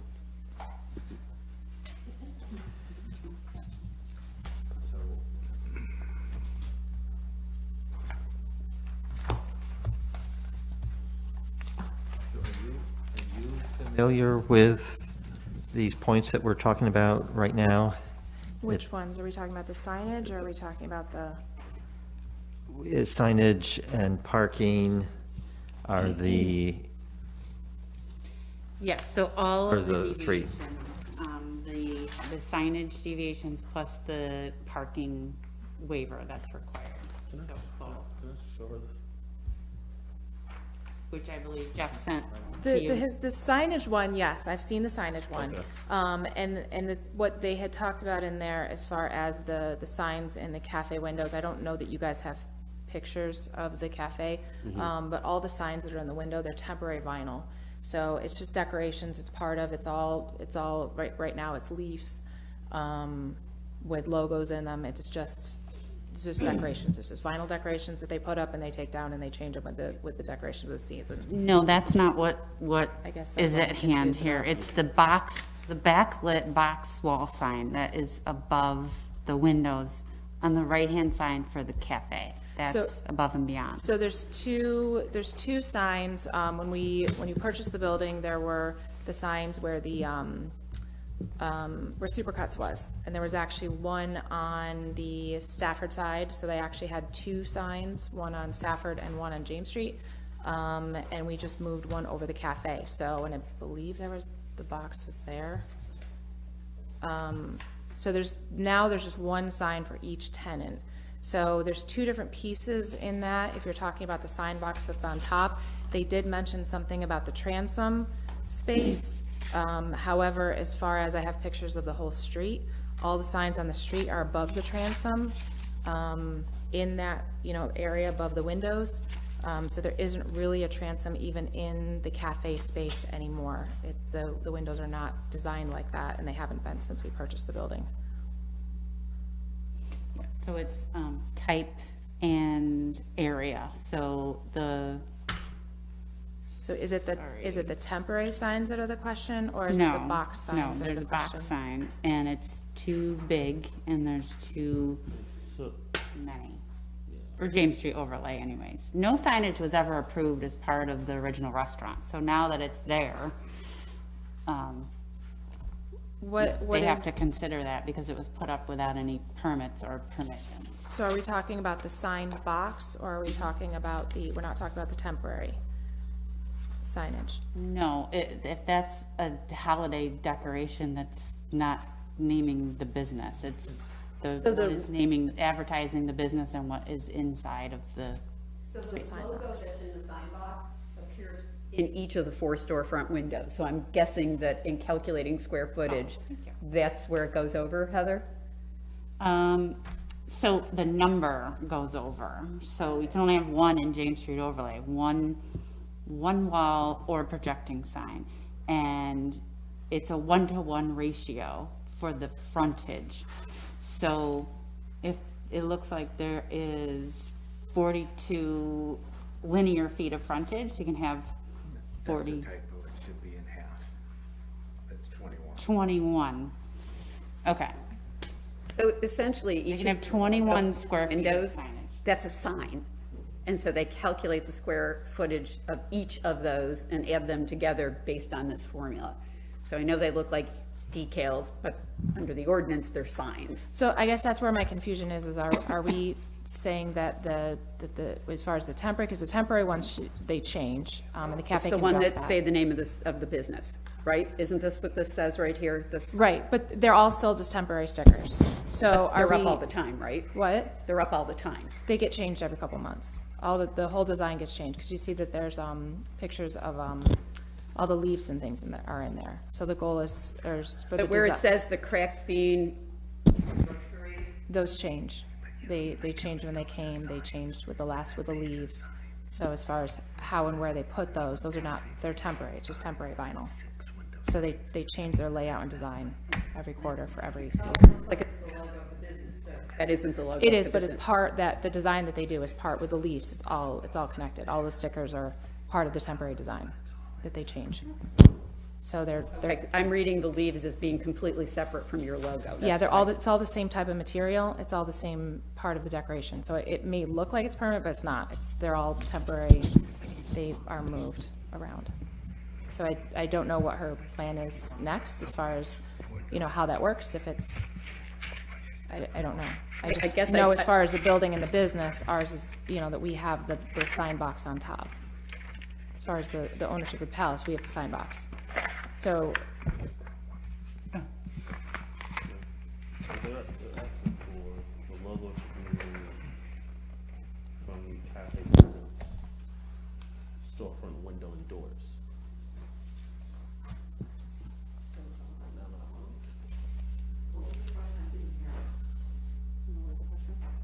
No, it wasn't a question, I'm just stating that it's saying here, it's asking for the cafe tenant to remove the storefront windows and doors. Yeah, the logo. logo, yeah, the signs that are the business logo. Reading what the preservation board said. Yeah. So that's great. For the tenant. Oh, I see, yes. Recommends the logos for the cafe tenant be removed from the storefront windows and doors. Yeah. yeah, we've given the copy of that to the tenant to take a look at with their plans. Okay.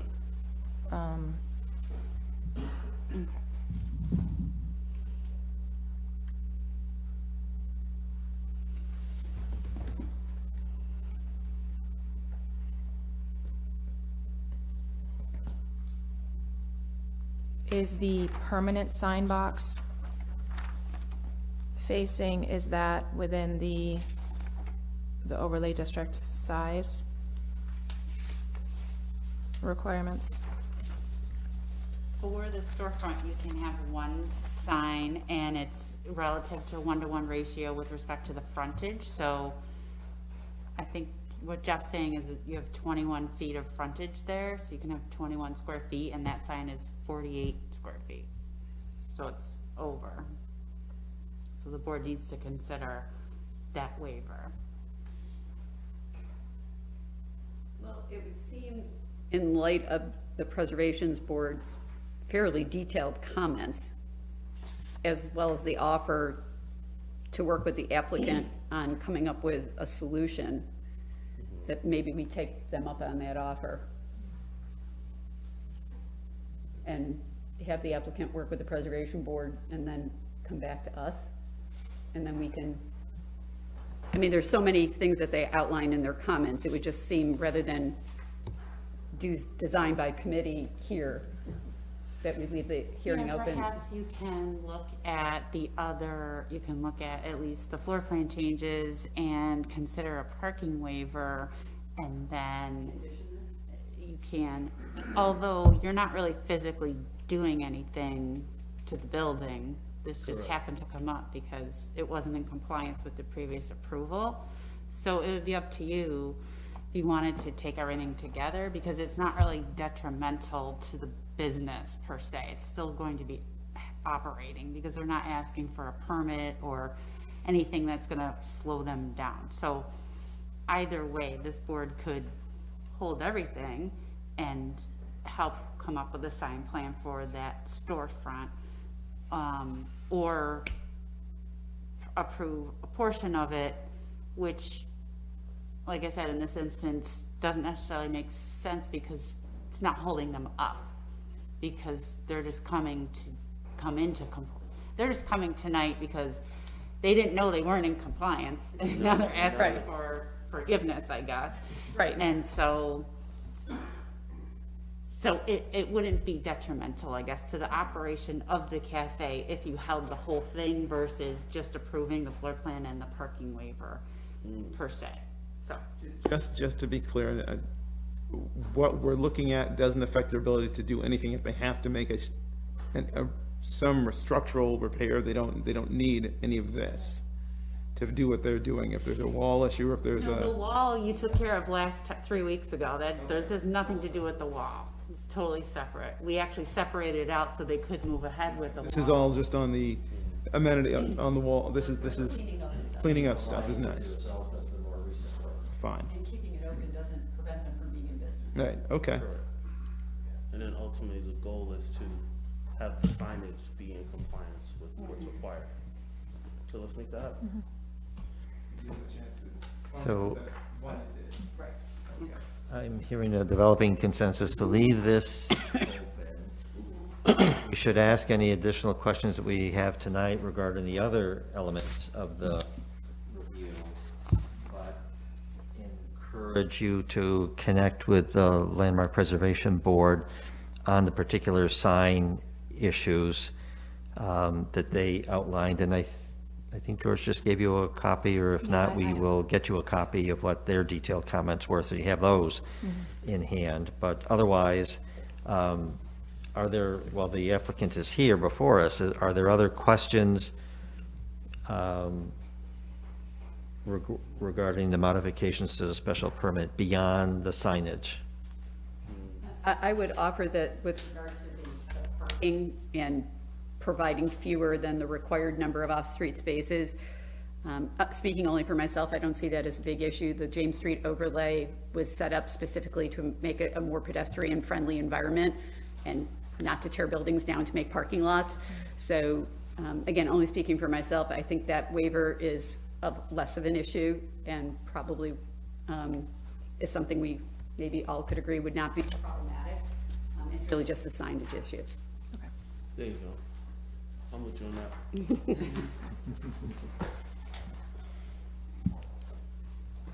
Does that help kind of narrow the focus a little bit to concentrate on the signage in with respect to the Landmark Preservation Board comments? Okay, Yep, we can do that. great. Thank you so much. Yep, thank you. So, right, so And we have one. no one, commission members are okay with questions? Okay, then, would anyone like to speak in favor of this application? If so, please come forward, provide your name and address and your comments. So my name's Michelle Cruz. I'm the owner of the Cracked Bean Roastery, who happens to handle the, I guess you're calling it a cafe, restaurant. Do you want my address, like my physical address, or the address of the cafe? Either one. The cafe address is 2384 James Street, Syracuse, New York, 13206. We took possession of the space in January and opened in the peak of COVID in late March. We change our signing every season. So in the summer, we had the patio open and didn't need additional signing to draw attention to the space, draw attention to benefit the community and to attract customers and the residents to know that a cafe was open and that was providing services that were looked forward to and amenable to the residential and the businesses in the area. We combat a lot of high-speed traffic in that area. We have a lot of homelessness in that area. We have a lot of transient activity that happens that necessarily has not been benefit to that part of the James Street and Eastwood neighborhood. So we're bringing great coffee, great food, a great third space and community space for the area. But we needed to be able to find a way to let people know that we were open. Beyond the one street sign that is above the space on the right-hand side, the vinyl temporary gets changed out all of the time, whether it's monthly, weekly, or seasonally. Right now, we are in a fall space and we're planning to move into a winter wonderland holiday season. The vinyl graphics that you're seeing there, that you're specifically talking about, the crest logo, is there because of the fact that we are now getting into the holiday winter season, and we have to combat Ice Mountain, what we would call, where traffic speeds by so quickly, there's no ability for people to see what's going on in that dark, vacant area. With Bank of America being vacant and with United Healthcare being vacant, there's no way for people to really see that that's an active, vibrant part of Eastwood anymore. And so that's one of the reasons why we worked with a graphic designer to have that temporary space in each window so that they could see each location that the cafe is open, because we have so many vacant business owners in the area. This allows customers, it allows people who are residences to see that there's an open, vibrant business in that community, in that space where they can come in during business hours. Those signs will change as the seasons progress. Any questions?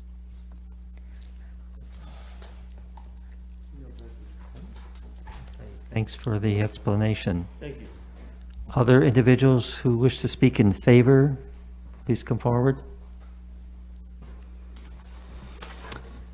Yes, thank you. Laura Surway, 129 Stafford Ave, Syracuse, 13206, 133 Stafford, 135 Stafford, 137, 141 Stafford, and I hold the mortgage on 125 Stafford.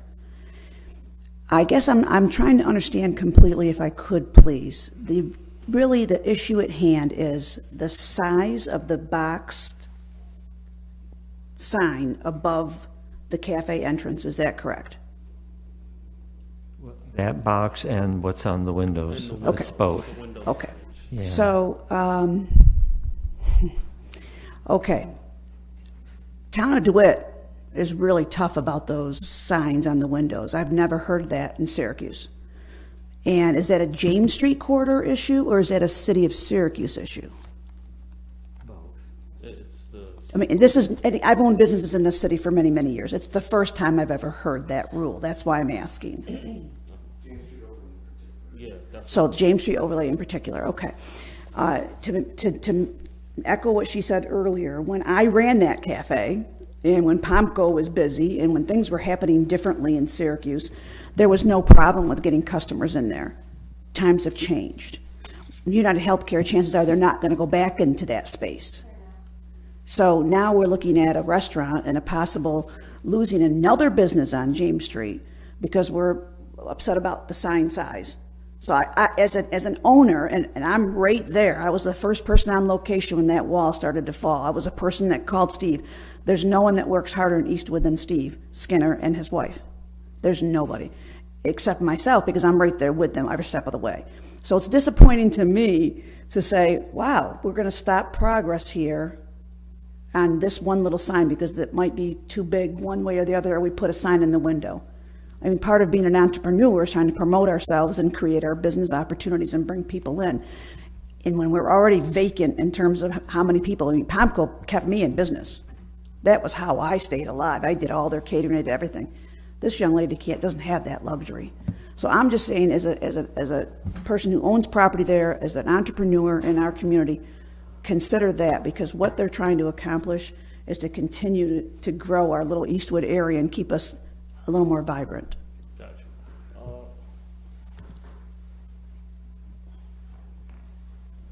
Did you have a question? Oh, no, just more of a statement, but. Are there other individuals who would like to speak in favor of the application? Please come forward. Stephen Skinner, the other owner of the Palace Theater there. And I live at 116 Hickok Avenue, obviously, 13206. So again, I've been hearing back and forth about the decals, and then we get the sign box above. Do we know, and again, I apologize, I don't have it on me, do we know what the square footage is of the sign box? Does that not fall into the guideline? If we, again, not that we plan to remove the decals, or Michelle, that's, again, that's for whatever, later decision maybe, but what is the dimensions? And I could get that, but if it's 21 feet, do we have that dimension? It's 48 square feet. So just the sign box, what is the sign box? I thought it was 20 square feet. It's not? What is the sign box to? I heard it was, maybe I'm wrong, but okay. So it's like 4 by 12? Let's see what. So just the sign box alone is 48 square feet, you're saying? So the signage. Unless my math was off. Well, I'm really taking away your stars tonight. I just want to make sure. Where in these Application identified,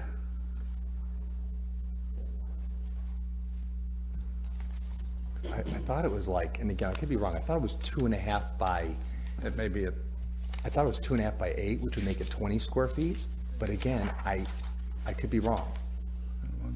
I could be wrong on that. I just can't imagine it being 4 by 12. That would be almost the size. Okay, of the 48 square feet is the total That's for what I all thought. the Okay. signage. Okay.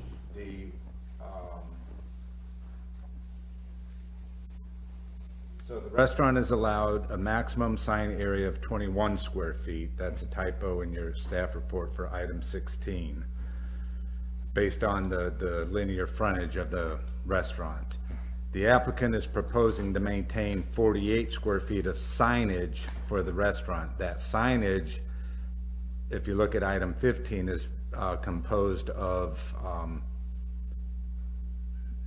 2 wall signs and 6 window signs. But that's where the 48 comes from.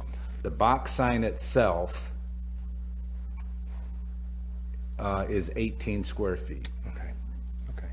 So if the window signs came out, they would pass?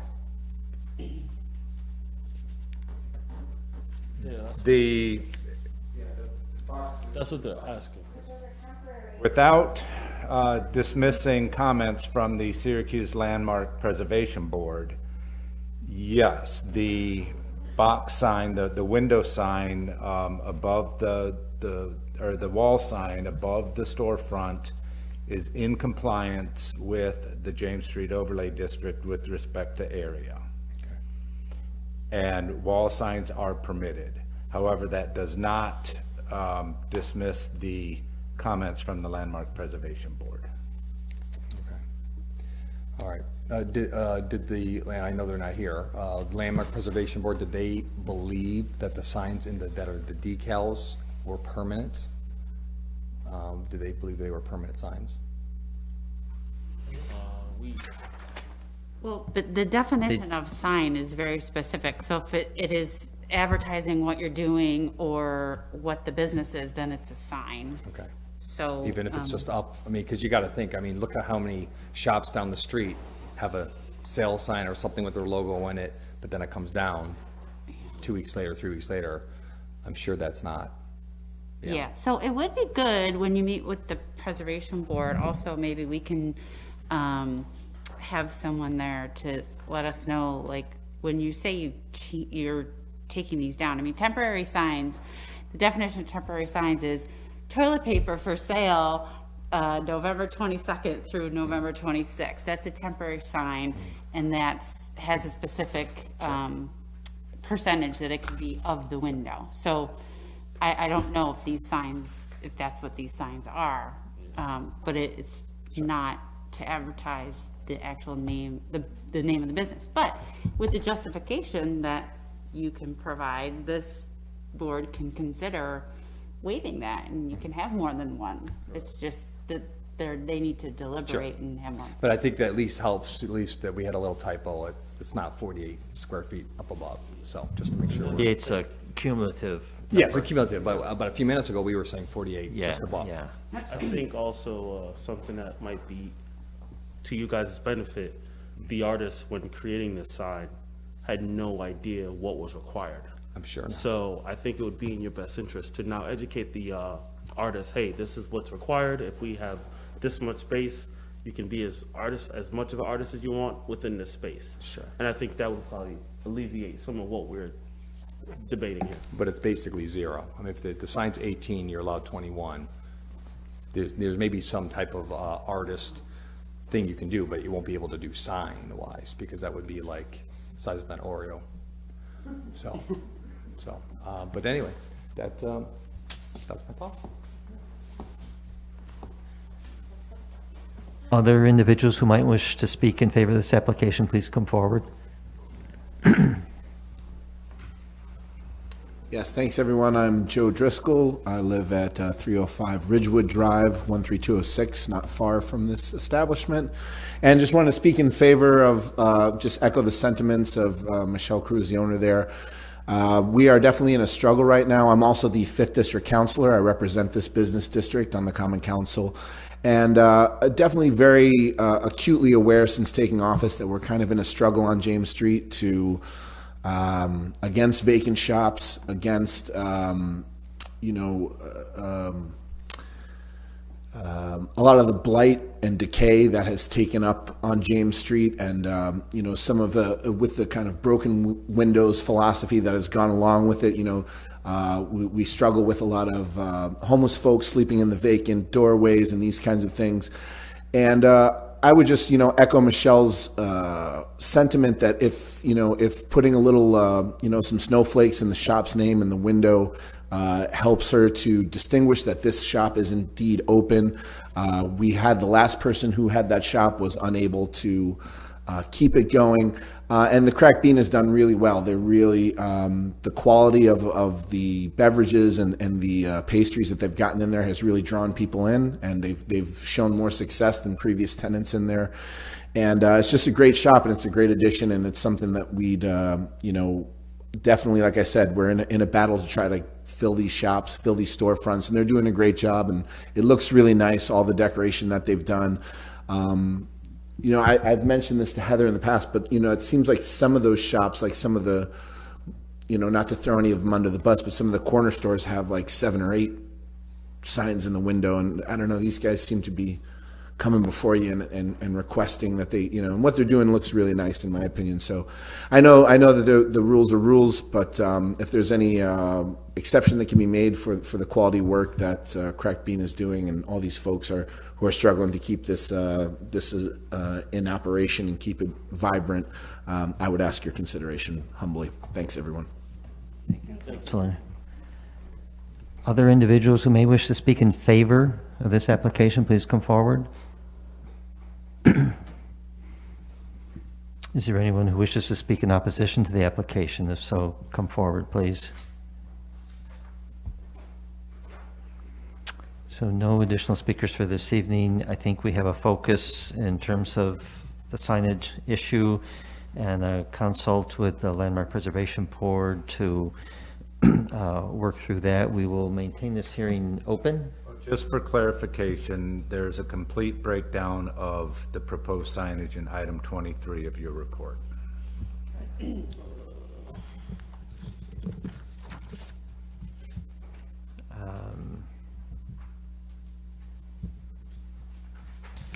And I would also encourage the applicant, following your meeting with the Preservation Board and return to this body, bring together whatever change you might do with the signage, with the appropriate rationale. I heard some of it spoken this evening. Bring those pieces together so the commission can consider the waiver request that you might be seeking. It might look different than the one tonight, but whatever those physical changes are in signage and a rationale, I mean, maybe it wasn't you, maybe it was one of the other speakers, spoke about a rationale for some of those things. Be good to have all that kind of in one package. So, and just one thing, I think it would be particularly helpful if someone, Heather, representing sort of the boring nuts and bolts of square footage and whatnot from staff, is part of the meeting with the Preservation Board, just so that these folks have all the information in one setting and we're not talking past each other, particularly about the issue of what's a temporary sign and what's not as well. We don't want to waste anybody's time. Let's have one big meeting and make sure everybody knows everything. Thank you, Steve. okay, so we'll hold this hearing open and look forward to continuing the conversation as soon as we can, perhaps at the next meeting, our December meeting. And we have some more hearings. So the next 2 public hearings are companion pieces, as well as the first new business item. The next public hearing is Z2821M1. This is a planned institutional district plan amendment to modify the district plan for St. Joseph's Healthcare Center at 609 to 621 North Townsend Street, 103 Union Ave rear, and 301 Prospect Avenue. St. Joseph's Health Center Properties, Inc. is the owner and applicant, and it is a planned institutional zoning district. The companion re-subdivision hearing is R2151. This is to combine 3 properties into 2 new lots at 609 to 621 North Townsend Street, 103 Union Avenue rear, and 301 Prospect Avenue. St. Joseph's Health Center Properties, Inc. is the owner and applicant, and this lies within a planned institutional district. The not a hearing new business item is a project plan review that cannot necessarily be implemented until the Common Council approves the district plan amendment. However, the reason for the amendment and the re-subdivision is in order to demolish a portion of the parking garage and build a medical office building. So I will announce that as well, because I'm sure they'll be talking about this comprehensively. Z2845 is the new business item. This is a project plan review for the medical office building at 609 to 621 North Townsend Street, 103 Union Ave rear, and 301 Prospect Avenue. St. Joseph's Health Center Properties, Inc. is the owner and applicant, and this is within a planned institutional district. So as before, not only this evening, but in other meetings, it just makes sense to roll these into one public hearing so you can make a coherent, comprehensive presentation, and we can receive that presentation and understand what's being proposed. 3 separate actions will be required of the commission at some point, so those will be addressed independently, but it just makes sense to do this in a comprehensive way. So with that, the floor is yours. Thank you, Mr. Chairman, commission members. My name is Kevin Gilligan. I am an attorney with the firm of Costello, Cooney and Fearon. You might remember I've been here before for St. Joe's for 40 years now, I think.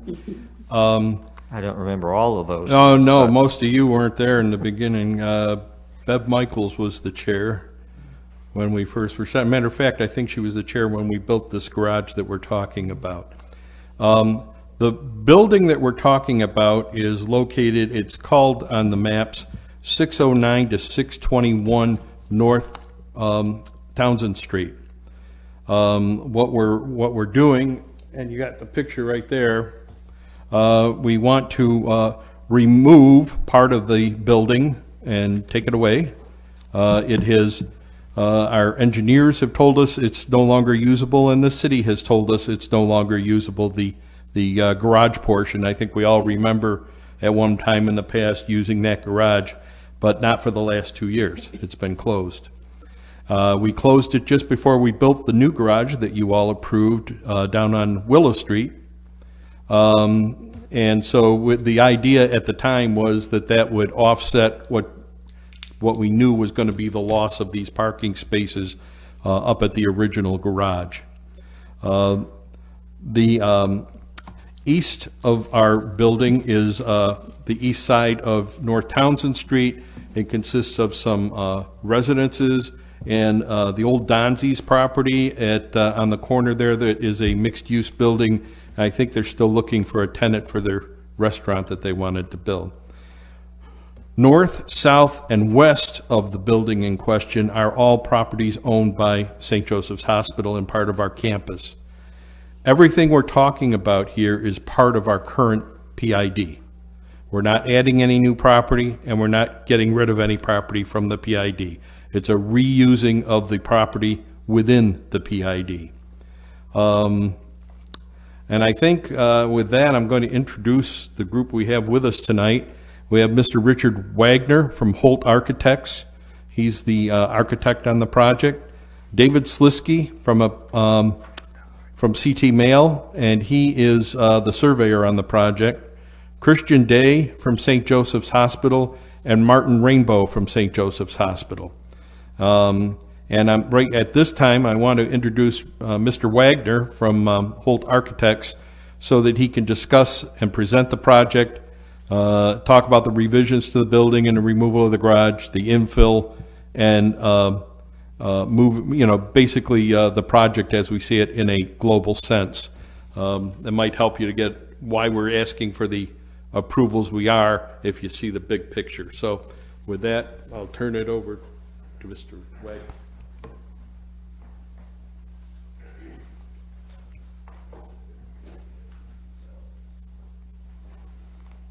I'm going to move it closer so I can point a little bit, but good evening. If you can't see it, just let me know. I'll just take just a few minutes of your time, as Kevin alluded to. The purpose of this project is that as healthcare codes are changing, technology is changing, new treatments are coming out, and even pandemics are affecting hospitals, it's forcing them to adjust. In a lot of ways, they need more space. And so this is a great opportunity where we have an older parking garage, as was mentioned, right here in this photo here. And because it's not being used, but yet it's immediately adjacent. Oh, go ahead. If I may approach, I'll take a hand up. So I think you might have these in your packages already, but I thought it might be helpful to close up look at what. Appreciate that. Thank you. Very good, thanks. Yeah. This does not represent any change. This is the project. Thank you. Along with our own personal version. Thank you. Correct, yes. It's just a reduced version. Thank you. So as we were discussing, the existing parking garage is in a great location right next to the hospital, such that the hospital saw an opportunity to convert this parking garage into usable space for patient care. And so the idea here is that as you see this U-shaped portion of the parking garage, that would be coming down. And then in section over here, the 5 floors right below the existing 3 floors of existing medical offices, the 3 floors above would remain, the 5 floors of parking would be demolished. And that's going to be done very carefully in a very controlled, sequenced manner to be able to maintain the structure to keep those upper 3 floors in operation. What's going to be put back is 4 new floors, shown in the green on the far side over here. And then a small addition towards Townsend Street that would look like that right there. And so what this does is it allows us to connect back to the hospital. And so you can use this as patient care for patients, visitors, staff coming to and from the hospital without having to go outside. And so what this would be, right now this is just a shell project. We're just converting the space.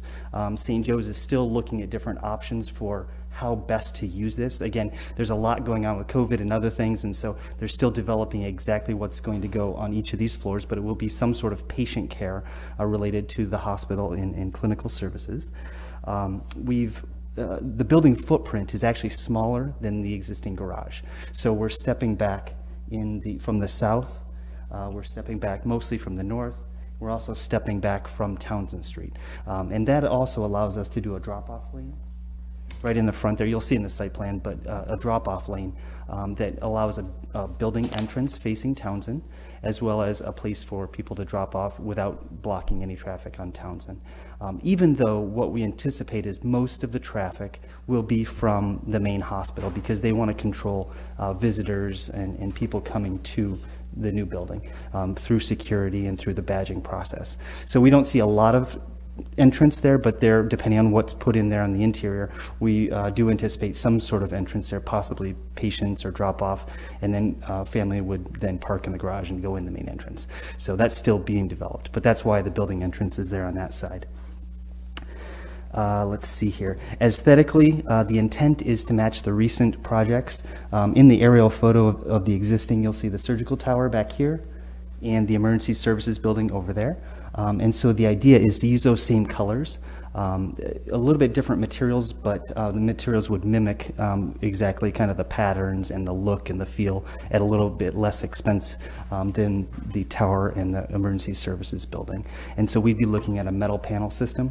We've got different colors, 2 for the tall 7-story building in the back, and then 2 colors of gray for the lower building in the front. And the idea with the massing is that we're taking a 7-story building and the neighbors across the street being lower 2-story houses and residential and businesses that sit up on a hill, so it's almost like 3 stories. And we're stepping the addition down, so it's more at a scale related to the neighborhood. And so as you're on the street, you'll see that the massing is more close to the residences across the street. So we're trying to help with the scale of the building as well. You can see on the first floor, we've also tried to step that down even more. So we're using brick across that lower level. Again, we have to be careful how many windows we put in, not knowing exactly what's going to go in that first floor. So we've got some clear story windows, but we're still trying to open that up so that as people are passing by, there's a connection to what's going on inside the building. I think that about covers the building. On the second one, we have the plans.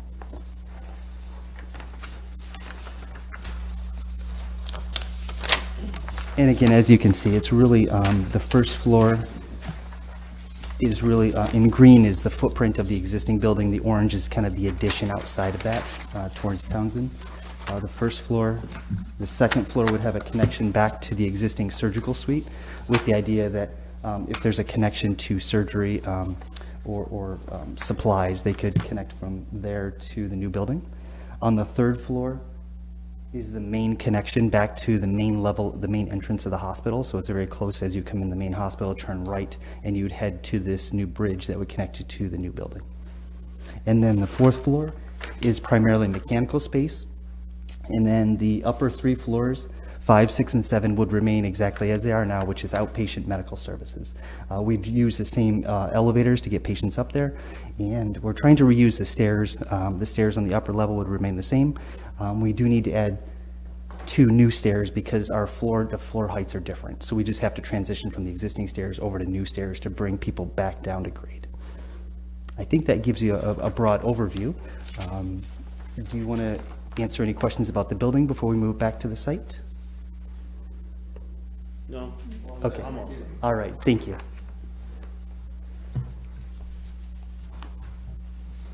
That's kind of important what he was saying too. If you remember, when you're talking about a parking garage, it doesn't really match up with the floors of a building. You know, you're going up on a ramp.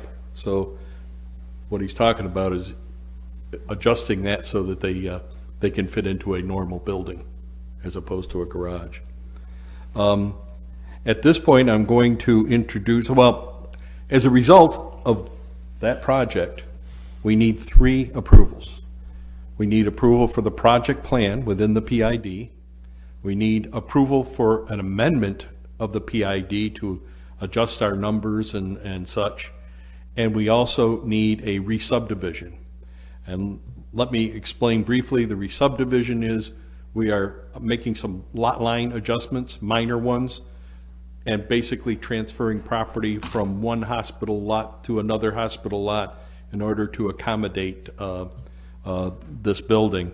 Remember that we also had Kinney Drugs used to have a pharmacy in between the garage and the hospital, and of course they went down on Butternut and built their own facility, so they didn't need us anymore.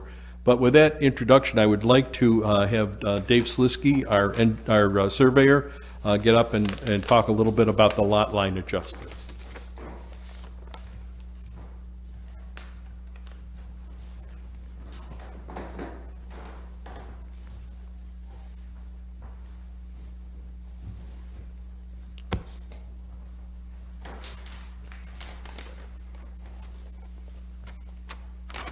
Good evening. My name is David Slisky. I'm a licensed land surveyor with CT Mail, located up in North Syracuse. Kevin basically gave you an overview of what we're proposing to do, but basically the project's going to comprise of 3 existing lots which are owned by the St. Joe's Hospital. The purpose is going to be taking lots 7E, 7F, and a portion of lot 7J. We're going to take those lots and combine into the area that's shown in the blue outline, which will be the parcel that's going to be developed. That's going to become lot 7K, and the remaining portion of lot 7J will be known as new lot 7L. Basically, that's pretty much the overview of what they're looking to do. Do you have any questions? No. Thank you. Thank you. don't you leave that up, Dave? The, as you can see there, the area shown in yellow is the area that's being combined into the, this new project.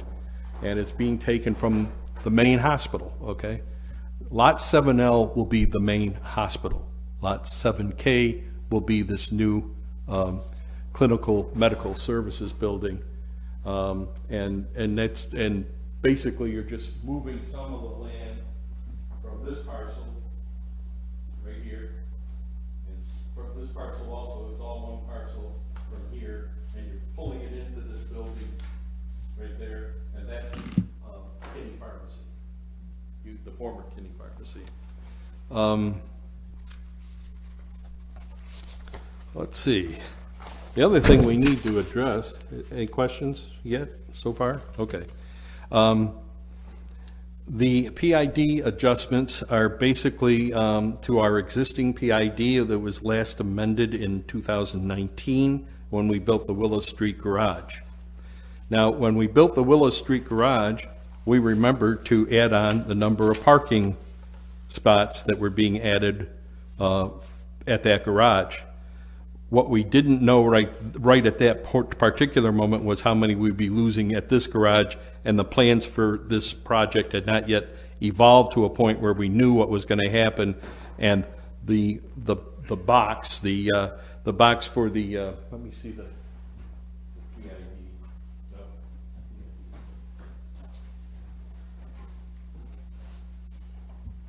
Yep.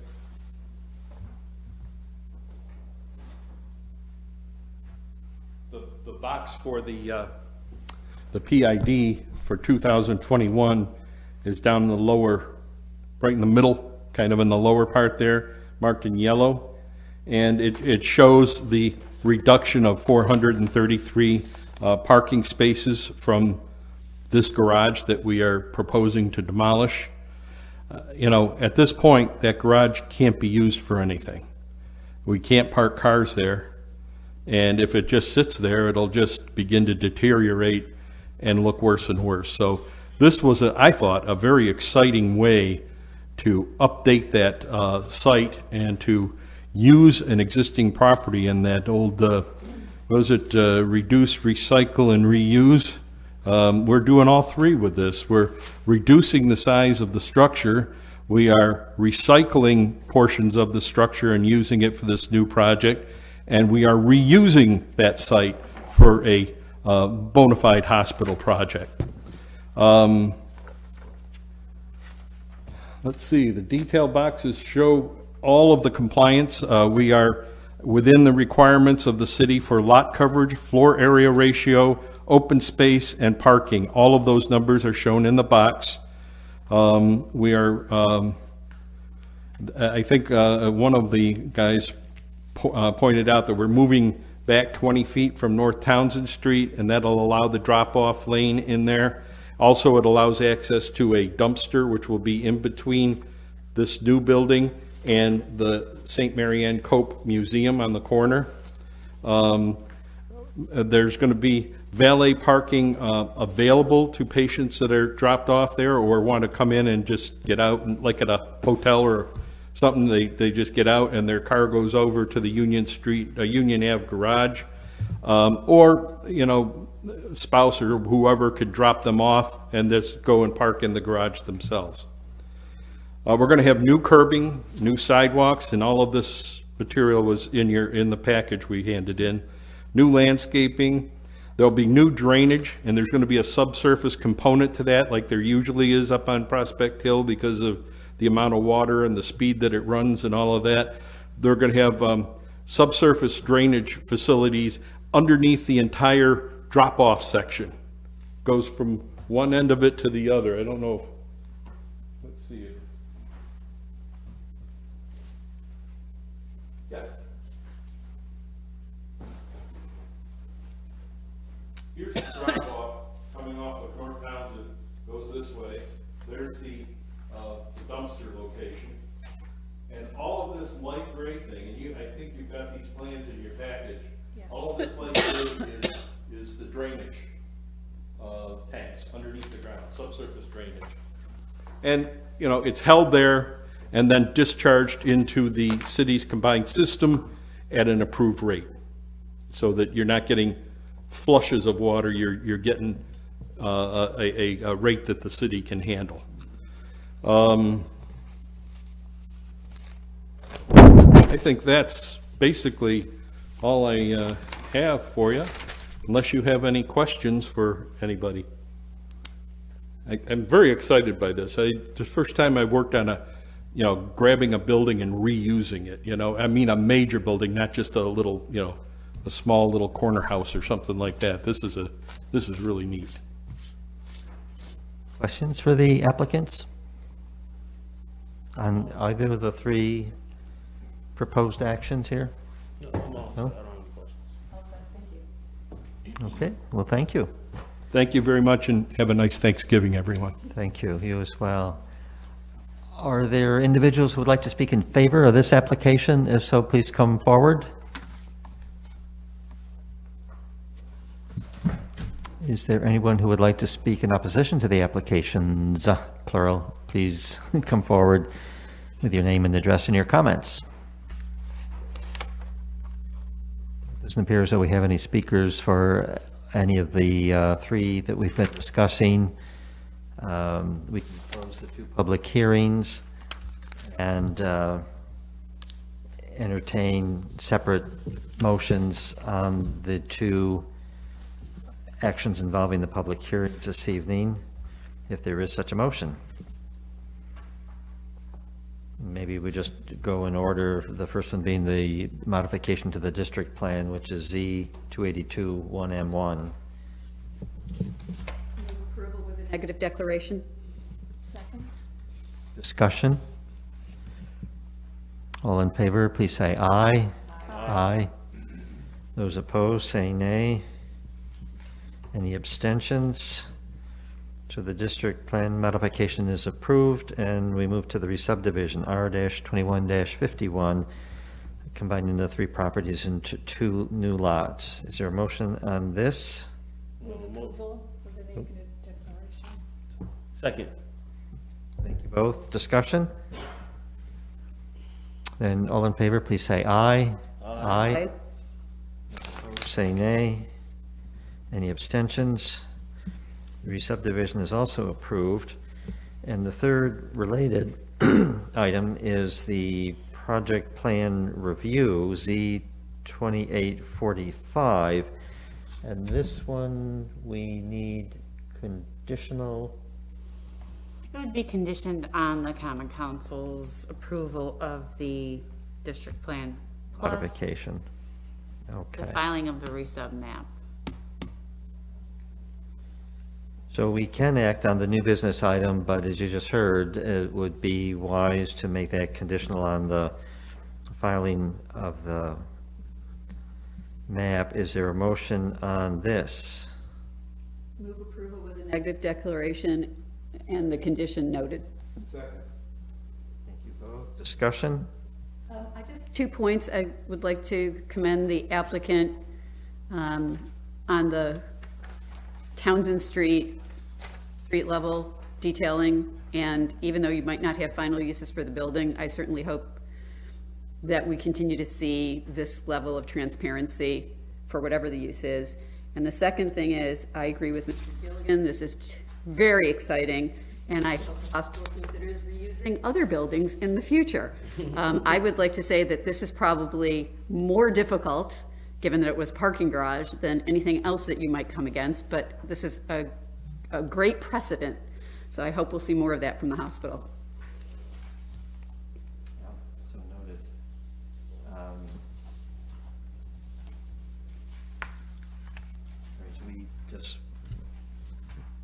Did we call the vote on that? Yep. So, all in favor, say aye. Aye. Those opposed, say nay. Any abstentions? So the conditional approval is noted Z-2845. Okay. And we move to our 2022 meeting schedule proposed for 2022. There's a draft tentative schedule that went out with our materials. I think we're at liberty to adopt this either now or next meeting, although I think sooner would be better because word needs to go out. And as usual, tell me where I veer off here, but as usual, the schedule's been constructed in a manner to